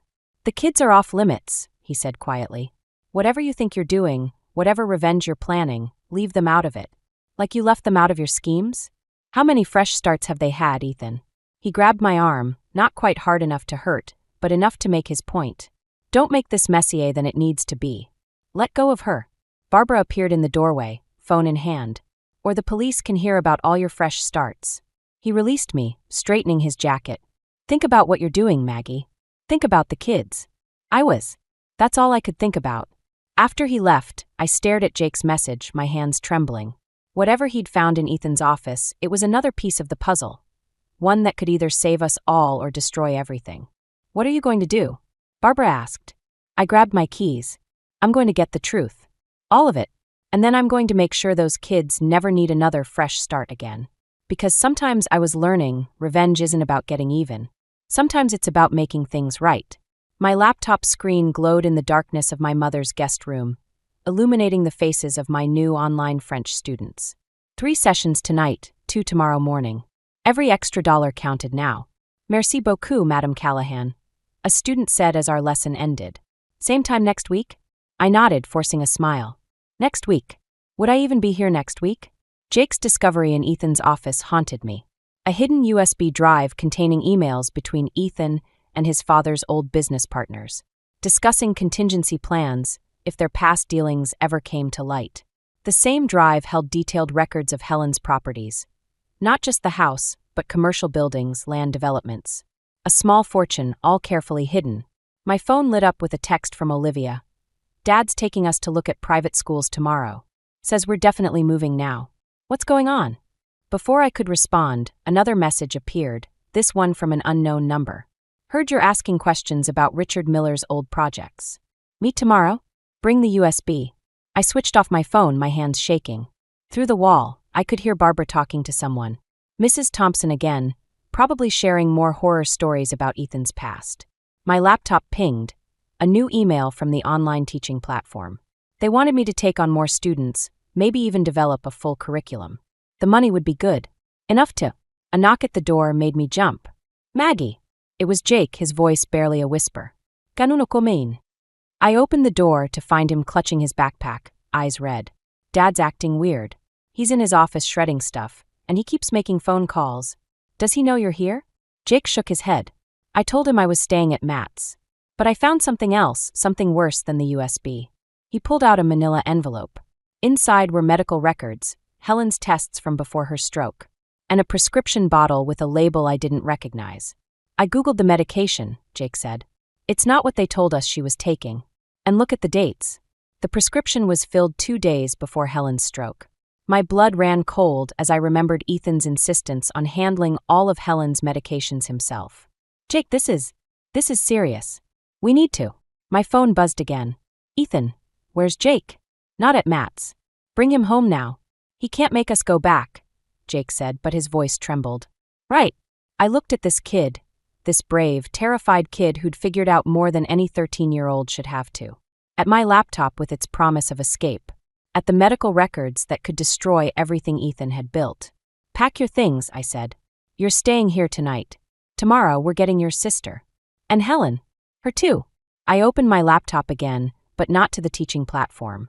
Instead, I pulled up my email and started typing. To Helen's lawyer, to the police, to everyone who needed to know the truth.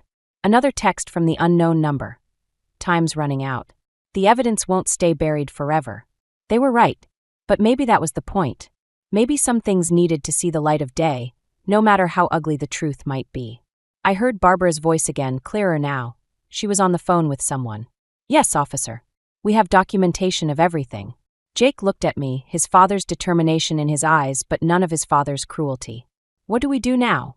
I closed my laptop. The time for hiding behind screens was over. Now, we fight back. But we do it the right way. Because revenge wasn't just about getting even anymore. It was about protecting those who couldn't protect themselves. And sometimes the best revenge is simply telling the truth, no matter who it hurts. Even if it hurts us all. The Miller house looked different in the rain. Darker. More threatening.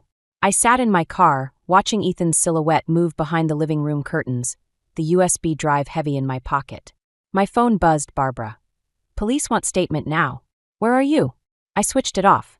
Jake was safe at my mother's house, but Olivia was still inside with Ethan. And Helen. God, Helen.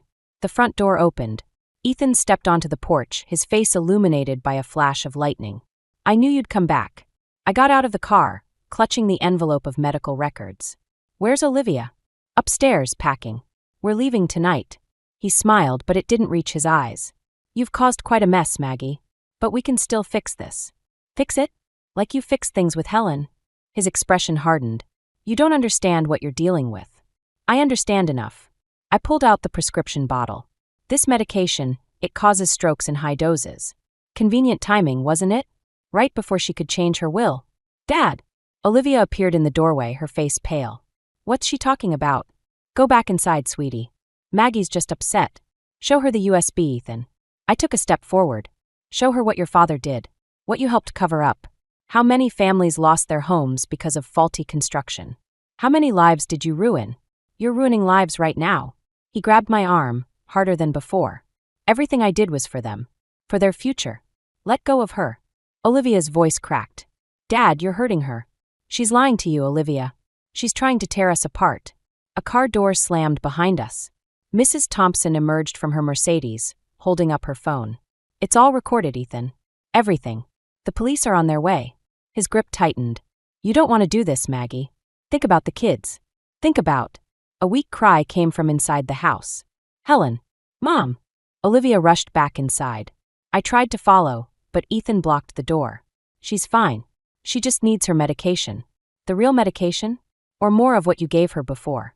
His face twisted. You think you're so righteous? You're nothing. A substitute teacher playing house with a family that isn't yours. Police sirens wailed in the distance. Dad! Olivia screamed from inside. Grandma's not breathing. Everything happened at once. Ethan shoved past me, running inside. Mrs. Thompson was calling 911. And I froze. Because this wasn't revenge anymore. This was life and death. I found them in Helen's room. Ethan performing CPR while Olivia sobbed. Helen's eyes were open, fixed on me, trying to say something. Her hand moved to her neck, to the pearl necklace. The same gesture she'd made earlier. The necklace, I whispered. Olivia, get her necklace. Inside the clasp was a microchip, a recording device. Helen's insurance policy, hidden in plain sight all these months. Ethan saw it and lunged, but the police burst in before he could reach it. As they led him away, he kept shouting about family, about loyalty, about everything he'd sacrificed. The paramedics worked on Helen. Olivia clung to me, shaking. I heard everything. In his office. The calls. The plans. I should have said something sooner. This isn't your fault, I told her, but my voice was hollow. Because in trying to protect everyone, I'd nearly lost them all. Helen was being loaded onto a stretcher, her fate uncertain. Jake was traumatized. Olivia's world was shattered. And me? I stood in the wreckage of a family I'd tried to save, wondering if revenge was worth the cost. The rain kept falling, washing away everything except the truth. And sometimes I was learning, the truth hurts more than any lie. But at least it was real. At least it was ours. And maybe, just maybe, that would be enough to build something new from the ashes of what we'd lost. The hospital waiting room felt like limbo. Helen was in surgery. Complications from the previous stroke, the doctors said. Jake slept curled up in a chair while Olivia paced, still wearing her rain-soaked clothes. My phone lit up. Unknown number. Evidence received. Coming to take statement. Hold position. That's when Ethan walked in, flanked by 2 officers. They'd let him come say goodbye before taking him to the station. His hands were cuffed in front of him, but he still carried himself like he owned the room. 5 minutes, one officer said. Olivia stopped pacing. Jake stirred but didn't wake. You won, Ethan said quietly. Congratulations. The recording, the documents, Helen's statement. You've destroyed everything. You destroyed it yourself. I stood, keeping my voice low. Every lie, every manipulation, every pill you gave Helen. I protected this family. Protected our legacy. Dur legacy. Olivia's voice cracked. Is that what you call drugging Grandma? Lying to us about Mom. Ethan's facade cracked. What are you talking about? I found Mom's letters. Olivia's hands shook as she pulled out her phone. The ones you hid. She knew about Grandpa's scandal. Was going to report it. Then she had that accident. The color drained from Ethan's face. Olivia, you don't understand. I understand everything now. She played a voice recording. Sarah Miller, Ethan's late wife, detailing her discoveries about the construction fraud. The recording was dated 2 days before her fatal car crash. Jake was awake now, watching with wide eyes. The necklace wasn't Helen's only insurance policy, I said. Sarah had one too. And Olivia found it. Ethan lunged forward, but the officers caught him. You turned my own children against me. No, Jake stood up. You did that yourself, Dad. We just finally saw it. A doctor appeared in the doorway. Miss Callahan? Mrs. Miller is asking for you. This isn't over, Ethan called as the officers led him away. That house, those properties, they belong to the Miller family. You're right, I said. They do belong to the Miller family. Just not your version of it. Helen was pale but alert in her hospital bed. Her right hand moved deliberately to her throat, where the pearl necklace used to be. The recording, she whispered, her voice stronger than I'd heard in months. You found it. You knew. All this time. She smiled weakly. Waited. For right person. Someone who'd protect them. Olivia and Jake appeared in the doorway, hesitant. Come, Helen beckoned. My real legacy. As they huddled around her bed, I felt the weight of everything shift. This wasn't about revenge anymore. It wasn't even about justice. It was about protection. About truth. About building something new from the ashes of what was lost. My phone buzzed again. Federal investigators want to meet. Multiple cases linked to Miller construction fraud. Victims seeking restitution. What happens now? Jake asked, his hand in his grandmother's. Helen's Eish met Mina. In them, I saw not the stroke victim Ethan had tried to silence, but the fierce matriarch who'd orchestrated her family's salvation. Now, I said, we rebuild. The right way. Because sometimes the greatest act of revenge isn't destroying something. It's creating something better in its place. Olivia took my hand, Jake held his sister's, and Helen watched us with tears in her eyes. A chain of trust and truth that no amount of lies could break. Outside, the rain had finally stopped. 6 months later, I stood in Helen's garden, watching Jake and Olivia plant new roses. The old house looked different now, brighter somehow, despite the autumn chill. The settlement money came through, Barbara said, joining me with 2 cups of coffee. The victims of the construction fraud? I nodded. Helen insisted on selling everything except this house. Said the money should go back to the families who lost their homes. Inside, Helen's voice carried through the open window as she guided her speech therapist through another session. Her recovery had surprised everyone, except maybe herself. My phone buzzed with a notification from my online teaching platform. The French curriculum I'd developed was gaining traction, providing a steady income that gave us all breathing room to heal. Did you see this? Olivia came over, holding up her phone. A news article showed Ethan in his prison jumpsuit, heading to court for another hearing. He's trying to appeal the sentence. Let him try, I said. The truth isn't going anywhere. Jake looked up from his roses. Mom's letters helped other people come forward. The detective said there might be more cases. Your mother would be proud of you both, I said. Standing up for the truth like that. Olivia's eyes welled up. I keep thinking about what she must have felt, discovering everything alone. At least we had each other. A car pulled into the driveway. Mrs. Thompson with more boxes of documents. The investigation was still expanding, uncovering years of corruption that went beyond just the Miller family. There's something else, Barbara said quietly. The prison requested a family visit. The kids froze. Helen appeared in the doorway, her face concerned but steady. We don't have to decide now, I said. Or ever. It's your choice. What about you? Jake asked. Will you come with us? If we go. The question hung in the air. 6 months ago, I'd wanted revenge. Had dreamed of seeing Ethan face justice for everything he'd done. But now, I'll be here, I said. Whatever you decide. That's what family does. Helen smiled, that knowing smile that had started everything with a pearl necklace and a hidden letter. Later that evening, as the kids did homework at the kitchen table and Helen dozed in her favorite chair, I found myself in the garden again. The roses wouldn't bloom until spring, but their roots were taking hold, growing stronger beneath the surface. My phone lit up with a message from an unknown number.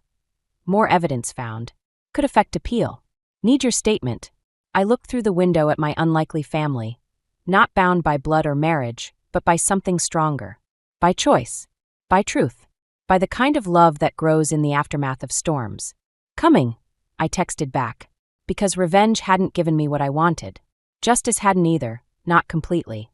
What had saved us was simpler than that, the courage to speak truth, to choose love over fear, to build something new from the ashes of what was lost.